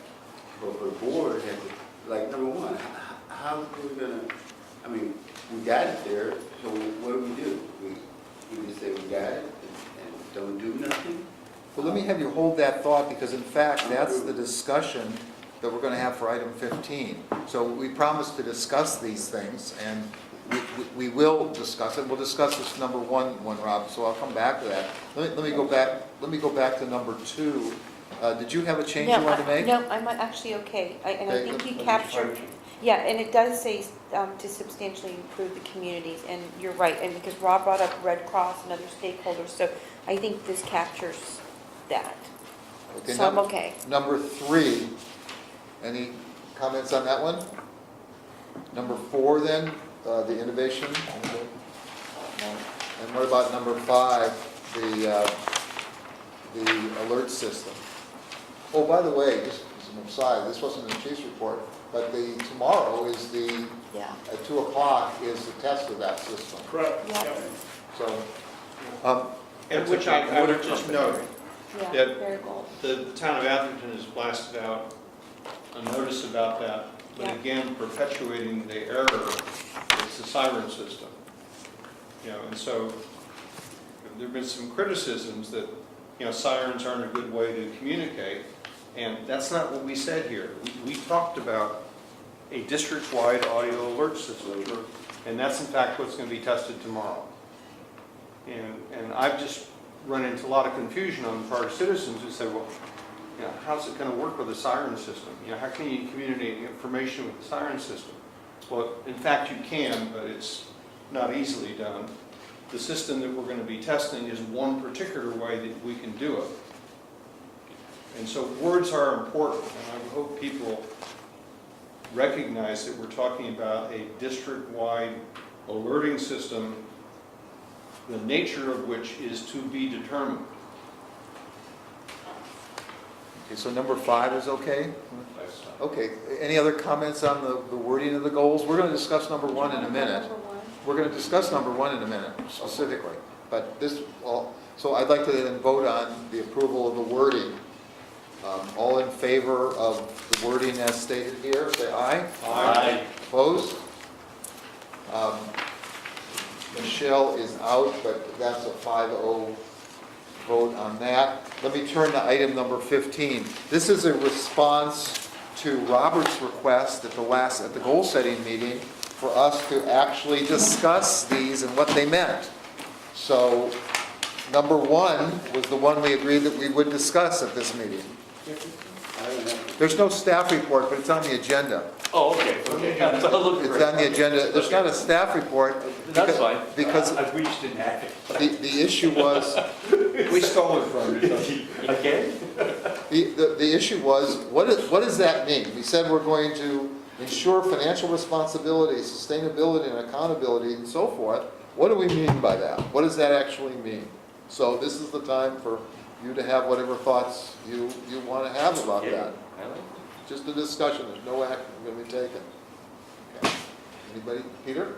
Yeah, I really like the way that these words came out, because I think it forces us to think in a multi-year basis and say, how do we run this place on a year-to-year basis in such a way that we pay our debts as they come due, we put reserves aside, we plan for the future, we get away from just looking at things in a one-year budget cycle, but we have a long-term goal which says, we want this to be a balanced budget operation, and we don't intend to solve any problems we have by going out for additional taxes.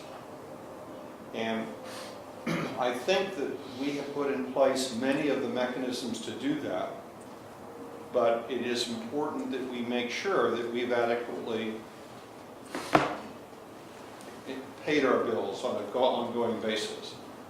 When we have a payroll each month, have we adequately set aside monies to pay pension liabilities? When we utilize a piece of apparatus, have we put aside funds to replace that apparatus? It's those broad strategic policy issues that I think we need to make sure we're doing a good job of. so in what Peter's saying,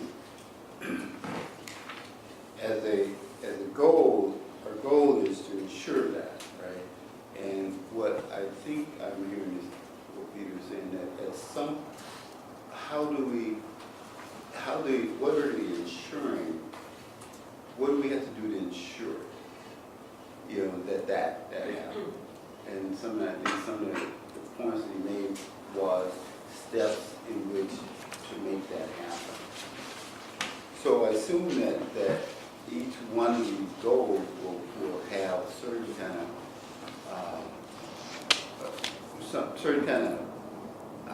action steps and for this number one, to ensure that those happen.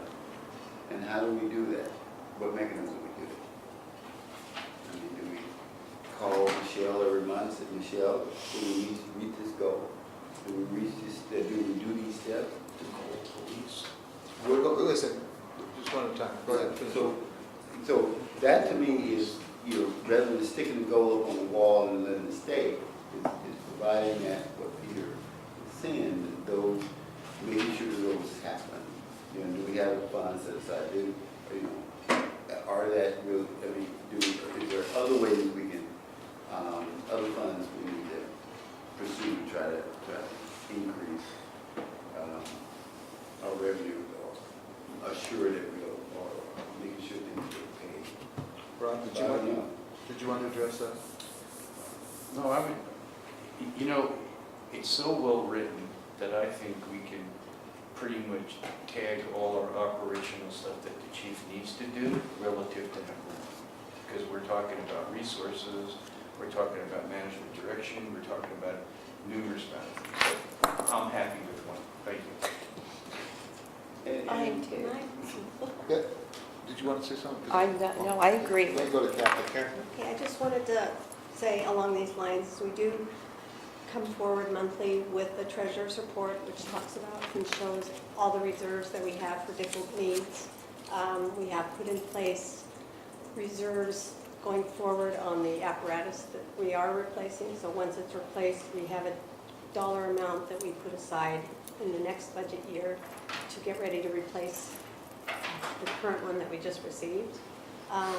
We also have the budgetary deficit fund, which is there specifically for as if and when the economy starts to go down a little bit, so that we can always be prepared for a down, a serious down cycle, as well as just maintaining.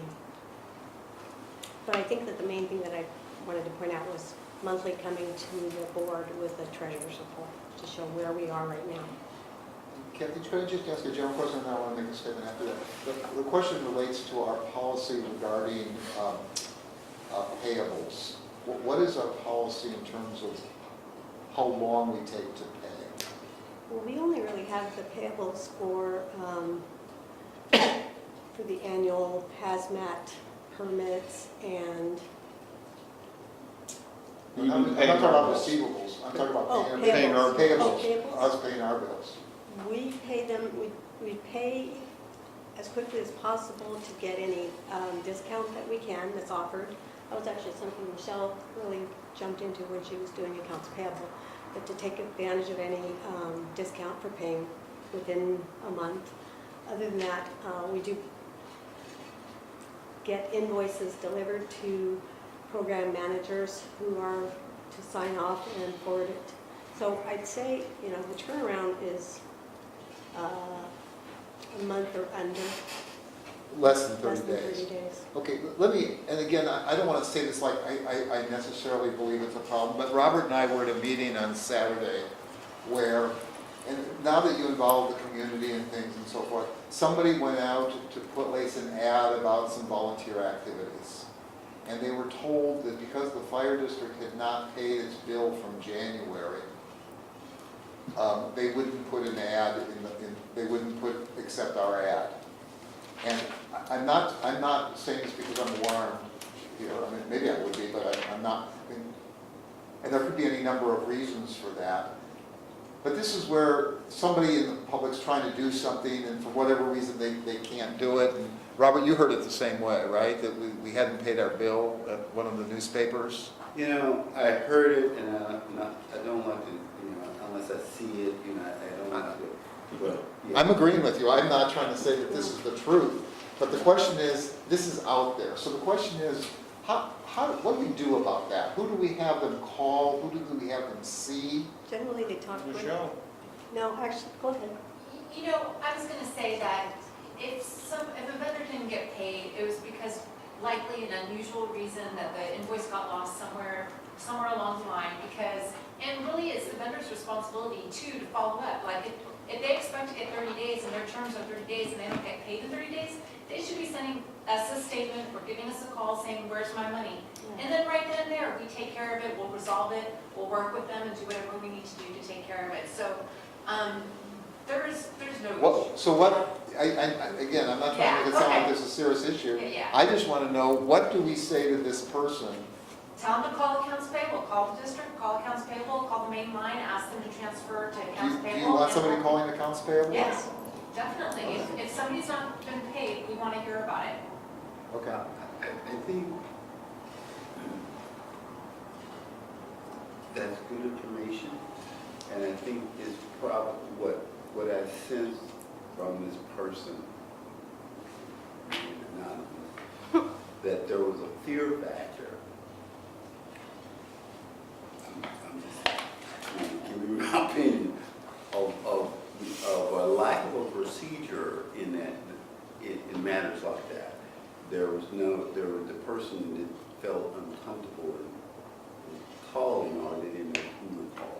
So I think it might have just, in this situation, it could have been what Michelle described in terms of bill got lost, and the fear factor this person may have had in terms of going to a certain person within the district.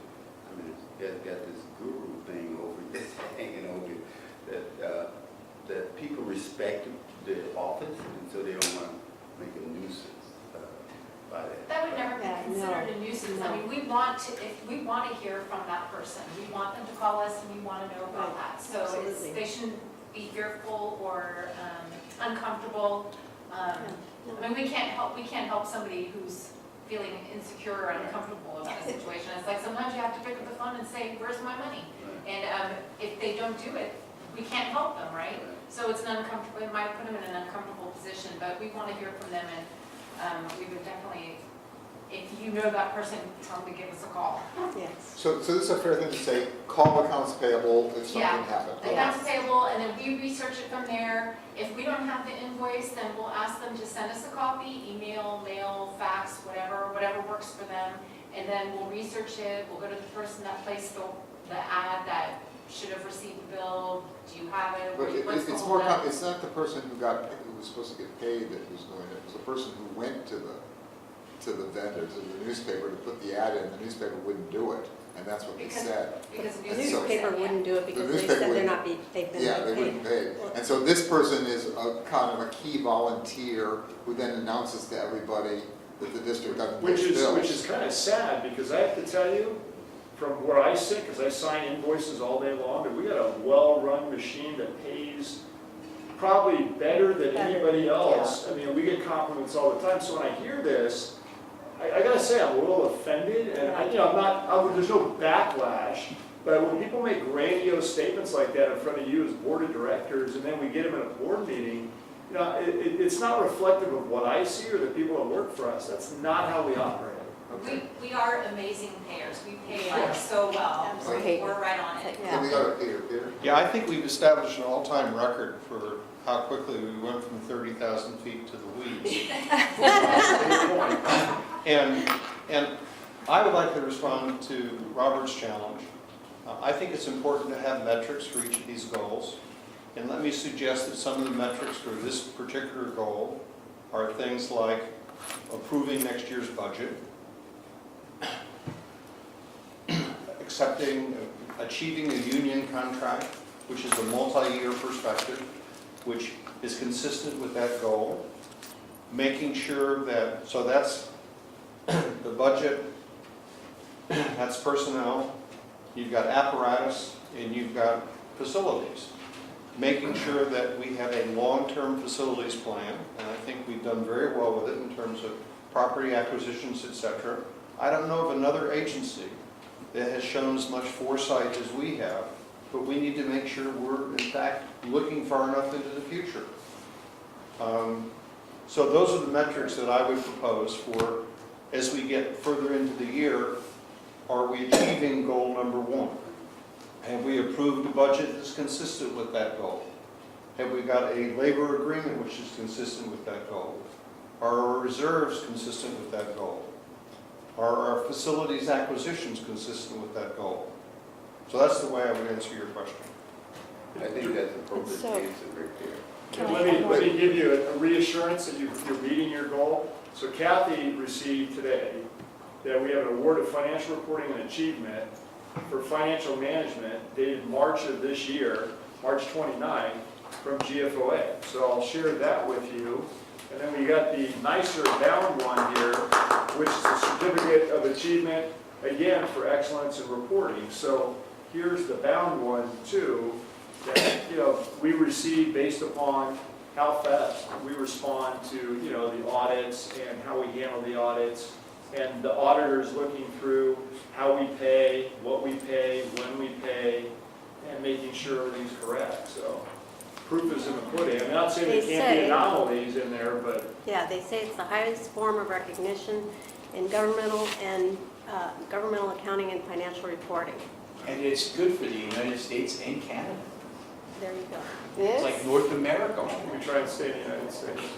Well, I have it's- just it's a a- quick Can thing. I Not want to just Mexico. finish this? Can- I didn't mention this to Varys, Oh, because I no, don't no, I think it should understand, but be. it's, I just think when we that, hear it, it's like, yeah, maybe we should call, if we do the newspaper, call and see if they even build us, because that could happen. well, I will send out something tomorrow I to would just reconcile. suggest that that's the Yeah. kind of thing that ought to be done offline. There's no Yeah. reason to do that in the board meeting. I mean, But I think it's something though that could be, You think that, I don't know, Okay, can I? let's take it home. I Pick up the phone, call the fire chief, but I think in some cases, We'll deal these with people deal through other managers within the And they can district, call and I'm me. not sure other people know. Come on, I gotta go. Oh, Okay. I mean, I think it might be an internal issue of knowing who to address or something.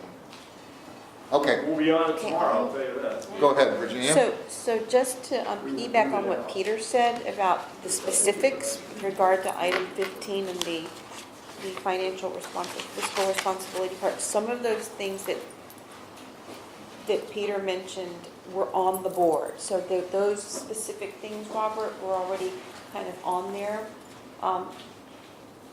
That, you know, Peter mentioned that we would attach to the fiscal responsibility part. So I agree with those goals that Peter had mentioned, because they were, like, I know I put up there, you know, like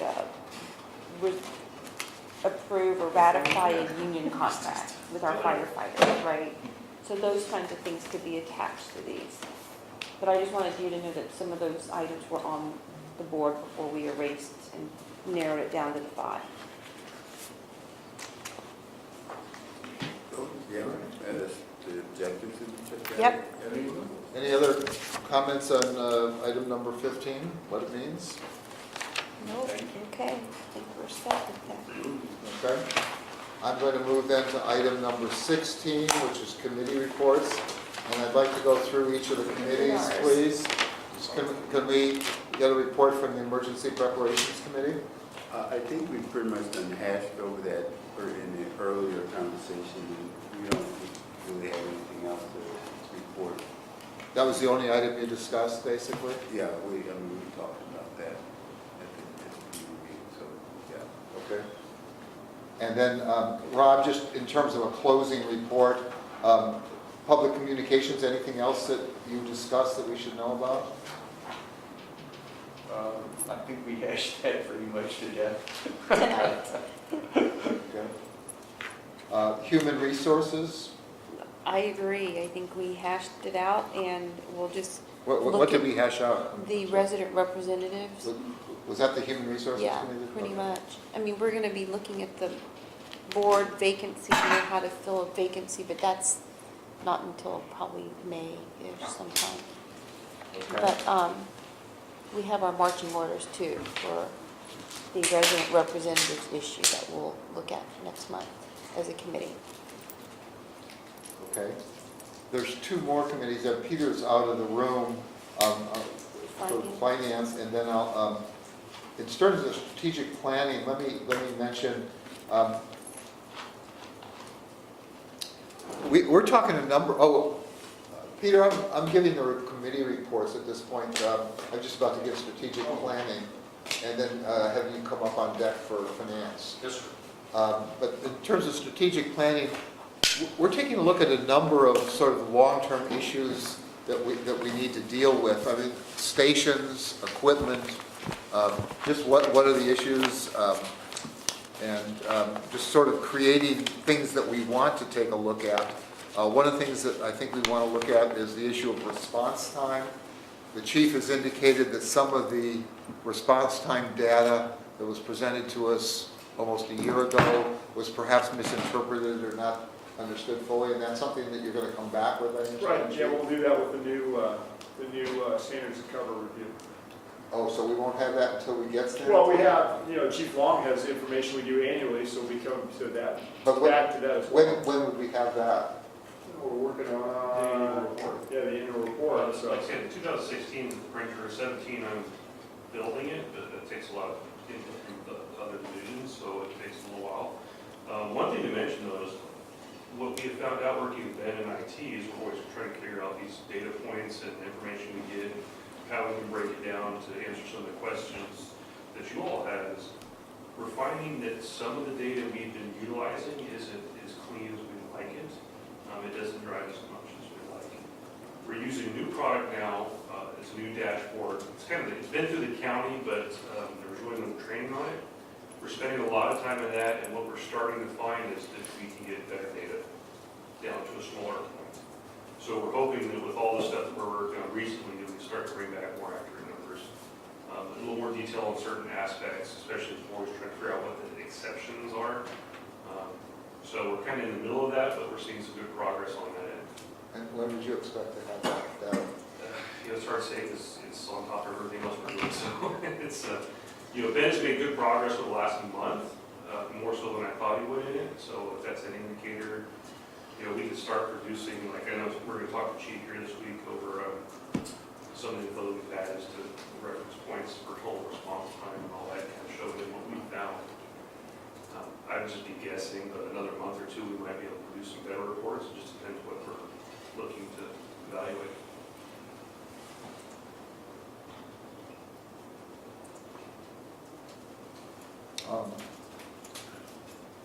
Okay, because I mean, this is critical in terms of meeting our goals and so forth. This is the one metric that we advertise and so forth.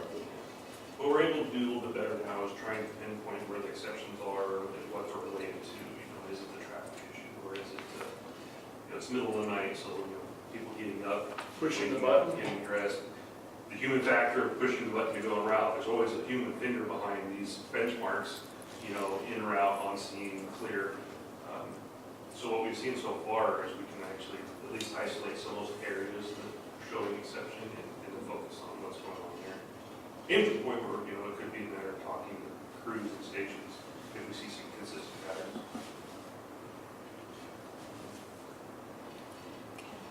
Okay, well, I guess how should I say? I took it as an alarm that we were not meeting our response times at 2 of our 5, key stations here, and that the chief has indicated that maybe those numbers are not It could correct. have been a data issue, yeah, that's why we're, And- as Chief's pointing to, because he's been talking to Ben quite a bit on this subject also, specifically that area, when we feel comfortable with the system we're using now, the reports are generated, meaning that we value the data, and we think is more accurate, then we can run that same component and see if it was truly a bad data issue, or is it still the same, that they were not meeting the times with it. These weren't middle of the night things, these were commute hour hours. Yeah. Okay. So you remember, Rescue 2 went to service last year, so it's only been in service for a year as that 3rd unit. To add capacity to Station 2 for the secondary calls as well. And then, one of the problems that, we won't be able to get rid of is going to be Engine 5 and its geographic location in an area that is surrounded by and, embedded with all these traffic control devices that from the get-go slow it down every time it responds. Yeah. Well, I think what the strategic planning committee is trying to do is it's not a matter of fault finding, it's a matter No, of it's a matter of saying, trying to figure what's the out. solution to the Yeah. problem? Yeah, moving the station or adding another unit or what? Right. Right. Okay, so that's, I'm just trying to give a report to what we're working on. Do you want to talk about finance, anything? Well, finance continues to just process stuff that ends up on the board agenda, so that when you see things that have come through the finance committee, you know that they've had the opportunity of having some discussion with it, and Chuck and I have had the opportunity of pursuing that with the staff. And that is always reflected in the staff report. Sometimes we send things back and say, no, we don't think it's quite ready for the board yet. One of the issues that we're still looking at is what is the proper utilization of properties that have been acquired by the district. And we're still looking at the various trade-offs on that in terms of how we can maximize the value of the properties that we've acquired, which are both a long-term investment and a short-term opportunity. I had a question about that, and what I had said was that we were waiting for the chief to get a further report on the cost of renovating the Almondral. Trying. Okay. Right now, just trying to even get demolition bids is, and one thing, to add to that, we'll be coming back to you with the minimum number or dollar amount for 3 vendor bids. We've been using the same process for 9 years, and it doesn't work anymore. The numbers are too low in the marketplace that we're in. So to get 3 vendor bids for any object or work that's $5,000 or more, you might as well. That's everything. So we've talked to legal about trying to raise that up and make it so it's a little bit easier to use, because, everything, it's a starting point. I misunderstood. So we're using a process that's 9 years old with dollar values that are also 9 years old. And so we literally have to get 3 vendor bid for anything that we do, which slows us down considerably. because we haven't revised the limit, Right, the and triggers. Purchasing policy. Right, so for the small amount of work or what it will cost, I see. it delays and slows everything down because, costs have gone up exponentially. For example, when we built Station 2, it was $500 a square foot. Now, you're looking at fire stations that are $1,100 a square foot. Do So those triggers, do they exist in some board, like a Yep, policy, yep. policy? yeah, so we'll be bringing that to the finance committee once legal does their review on it, because it's, what we're finding is we're trying to get things done, it's slowing us down every step of the way. Okay. So those are the committees. And what about the ad hoc committee? Any progress report with the chief's contract? Yeah, we're ready to report out to the board. We want to coordinate it with our labor negotiations. Yeah. Okay. Okay, then I'm going to go to the president's report. And I don't have any report as the president. I'll make a report as a director, but I don't have anything to report as Question is, president. what about the letters to the I have the drafts, and I will have them to Michelle tomorrow. Okay, thank you. Yes. But as a result of this, I was going to add one more item to the agenda. I made a note to add one more item to the agenda that I was proposing. These are much the same issues that you had brought up in your thing with Attitude, which was the mobility issues and so forth. But the other one was this issue of the not equal opportunity, of the emergency operations centers, the EOCs, and whether, because that seems like it could be an issue with the Menlo Park City Council, it could be an issue with the East Palo Alto City Council. So, I'm confused about it. I just thought they might want to talk about that. Yeah, opportunities. Yes, as for working together or doing something jointly. Oh, okay, I was talking about the traffic letters. I think you were everything was Oh, something I'm else. sorry, I was talking about the letters inviting them to a joint No. meeting. I apologize. Are you talking about the primary response letters? Yeah, the primary response letters. That was not my assignment, that was the chief's assignment. Yeah, I thought, No, it was your assignment. Was it my assignment? No, it was your assignment. Because I recall. We'll go back and look at the minutes. Michelle? She doesn't have it off the I'll talk to the chief tomorrow. I apologize. I have not been working on that at all. Yeah, because I know we have in the minutes that we had eliminated that last item, and we were going to separate, we were going to write the letters. Each agency was going to get a letter with only their issues addressed in it and so forth. But I thought those letters were from the chief. Yeah, that part wasn't discussed. Who- It was, you directed, like, take that last item, number 7, that one route off, and that the letter would be written, custom for each jurisdiction, and then, but every jurisdiction would get a copy. But never during the discussion was it said who would write the letters. I think we thought you were. Oh, okay. Well, I'll communicate. The draft letter is, well, the minutes say, using the draft letter Yeah. that was included in the staff Yeah. report, and that draft letter was signed by the president, as I recall. That's true. So, I apologize. but we were going to customize it. Yes. Yeah. And I obviously need some help because I don't know which issue relates to which agency in some cases. I can help you. Okay. Okay, now director's reports. I'm going to start down there with Robert. Do you have a report to make or a request? No, sir, not tonight. Rob? I have some things. On April 2nd, I attended the East Palo Alto Speaker Series at Cooley Landing, and they had the lawyer for Martin Luther King there and spoke. And I thought I was a pretty good history buff until I heard him speak. Quite an interesting presentation for sure. Of course, I attended the shooter drill in Menlo School. I want to thank you, Chief, for sending it out to us. As you know, I've been fighting that thing and with the tactical medic ever since I've been on the board. So it was great to see that go forward. And I did something on the 10th, which was a little bit out of context. I walked in neighborhoods for stations 3 and 4 and spoke to some of the neighbors. And I get an interesting perspective with the neighbors that surrounded our 2 stations there. So, that's it. Thank you, Joe. Virginia? Just three quick things. I attended the San Mateo County Task Force for the Alameda-Santa Cruz Y corridor. We're just in the midst of getting presentations from various stakeholders. Our next meeting is on Friday, this Friday, so I'll be attending that. I also attended the active shooter drill at Menlo School. And Harold, I already asked you to thank our guys, but also if you could thank the police chief, Chief McCauley, because he really helped me. We'll be there tomorrow. Yeah, okay. And then I'll be attending the district-wide alert system testing tomorrow.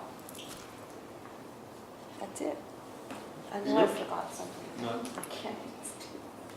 Okay. I just have the one, and I'm going to blow Robert's horn a little bit here. There was a meeting on Saturday of the East Palo Alto Cert group again, reasonably well attended. Marie McKenzie from the city was there, which was a very positive occurrence. She's attended, I think, once before, but not real frequently. And there seems to be a lot of interest from the city of East Palo Alto now to get involved and do things. She was urging us to, not because we weren't doing enough, but she's saying this is the right time. Things are moving, keep up the work. So she was very positive. And as part of that, I'm teaching Thursday night the Get Ready training at Station 2. And it's amazing, now that we've got it on the regular schedule, there's 10 or 11 people signed up for the training, which is terrific. We haven't had, a few times we've had 10 or 11, but and boy, out of 10 or 11, we get 3 or 4, 5 people interested, maybe volunteering, and you just get that, every step makes a difference, so that's all very positive. So that continues to go well. And I think, it's been Robert's organizational skills that has done that in East Palo Alto, and I think people are very pleased, and suddenly Cert is cool in East Palo Alto right now. So, yeah, we have to get some shirts or hats or something. Okay, I forgot to make one comment, and I Please want to go. put it out there because it was from a member of the public, an Atherton resident, who contacted me and is concerned about the congestion caused by the development in Menlo Park, and was wondering, what are they doing to Which work? one? El Camino Real specifically. Which one?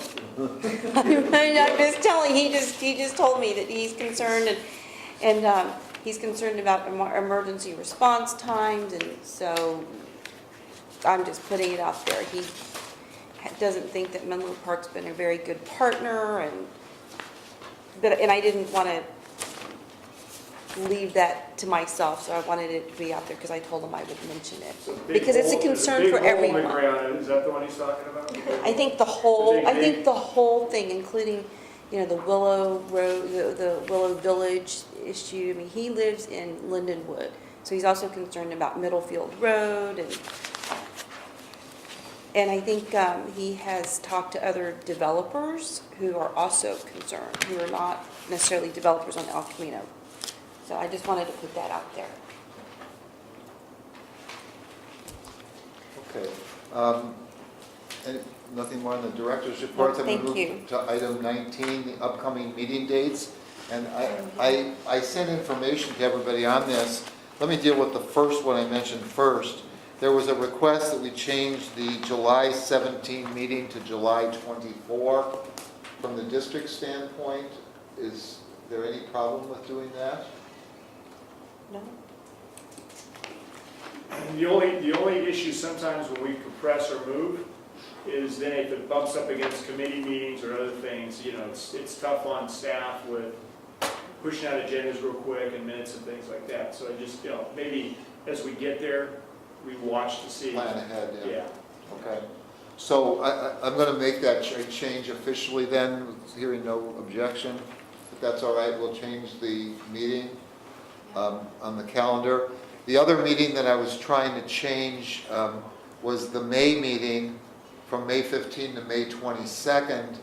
Apparently there is that we have a conflict with doing that May 22nd. I then checked on May 23rd, and I have a conflict. One of the board members already can't do May 23rd. Those seem like they were the only possible dates. So it seems like the May meeting cannot be changed. So it'll be the 15th. So it will Okay. still remain, it will remain the 15th. Okay. Well, thank you for your efforts on that. Yes. 1 out of 2 isn't bad. Right. Well, 50%. while we're talking about, does anybody else have a meeting date that is an issue that we can address way in advance at this point? Well, one of the things, let me just real quickly, we always run into this when we realize it. Let me just look ahead. Yeah, December actually will be the 18th, so it's not going to be that close to Christmas. I think we changed it already, if I'm not mistaken. Originally, it was a conflict. Okay. And I caught it. What about November, are we, the Thanksgiving meeting? I think we put that in there already, right? Who's bringing the turkey? The 20th? Well, the 18th is the third Tuesday, so. The board meeting is November 13th. No, it's November 20th. The third Tuesday? The 20th is November. No, but on the official calendar, Oh, then we did change it. We changed it So- to okay, November perfect. 13th. Oh, Okay, sorry. Yep, November okay. 13th Oh, is absolutely, yep. Yep, okay. So it's the second. And that's because of If because of the Thanksgiving. holiday. Thanksgiving? Right. Yeah. Okay, Rather than do it at the last minute, we did it in advance. Yep. great, okay. Okay, perfect. Any other? Okay, I think we have then an agenda item, proposed agenda items. Virginia, this is yours, a discussion on Brown Act training. Well, I'm actually going to table this for a future meeting because it's already 9:30 and I think we'll be okay for now. Well, let me ask you about it tabling. It's a discussion. Can I, does it table, if we table a discussion, do we have to bring it back or You can table it to a date certain, or you can table it. indefinitely? Definitely. Okay. Yeah. Would you like to move to table it? Yeah, I'll move. Or you could just, or if you want, you could just pass it and resubmit at the time. that Okay, you I'll do wish. that. I'll pass it and resubmit it when, Okay, so it's not tabled, it's just, Yeah, because it's a single director bringing forward it. okay, yeah, thank you. okay. Okay, let me ask then, any public comment, number 3, any public comment? Barbara, any comment? We have some information-only items, but that constitutes the end of our meeting. Have a motion to adjourn. So Peter? moved. It's seconded by Virginia. Peter moved, Virginia seconded. All in favor of adjourning? Aye. Opposed? Okay, we're adjourned. We gave it.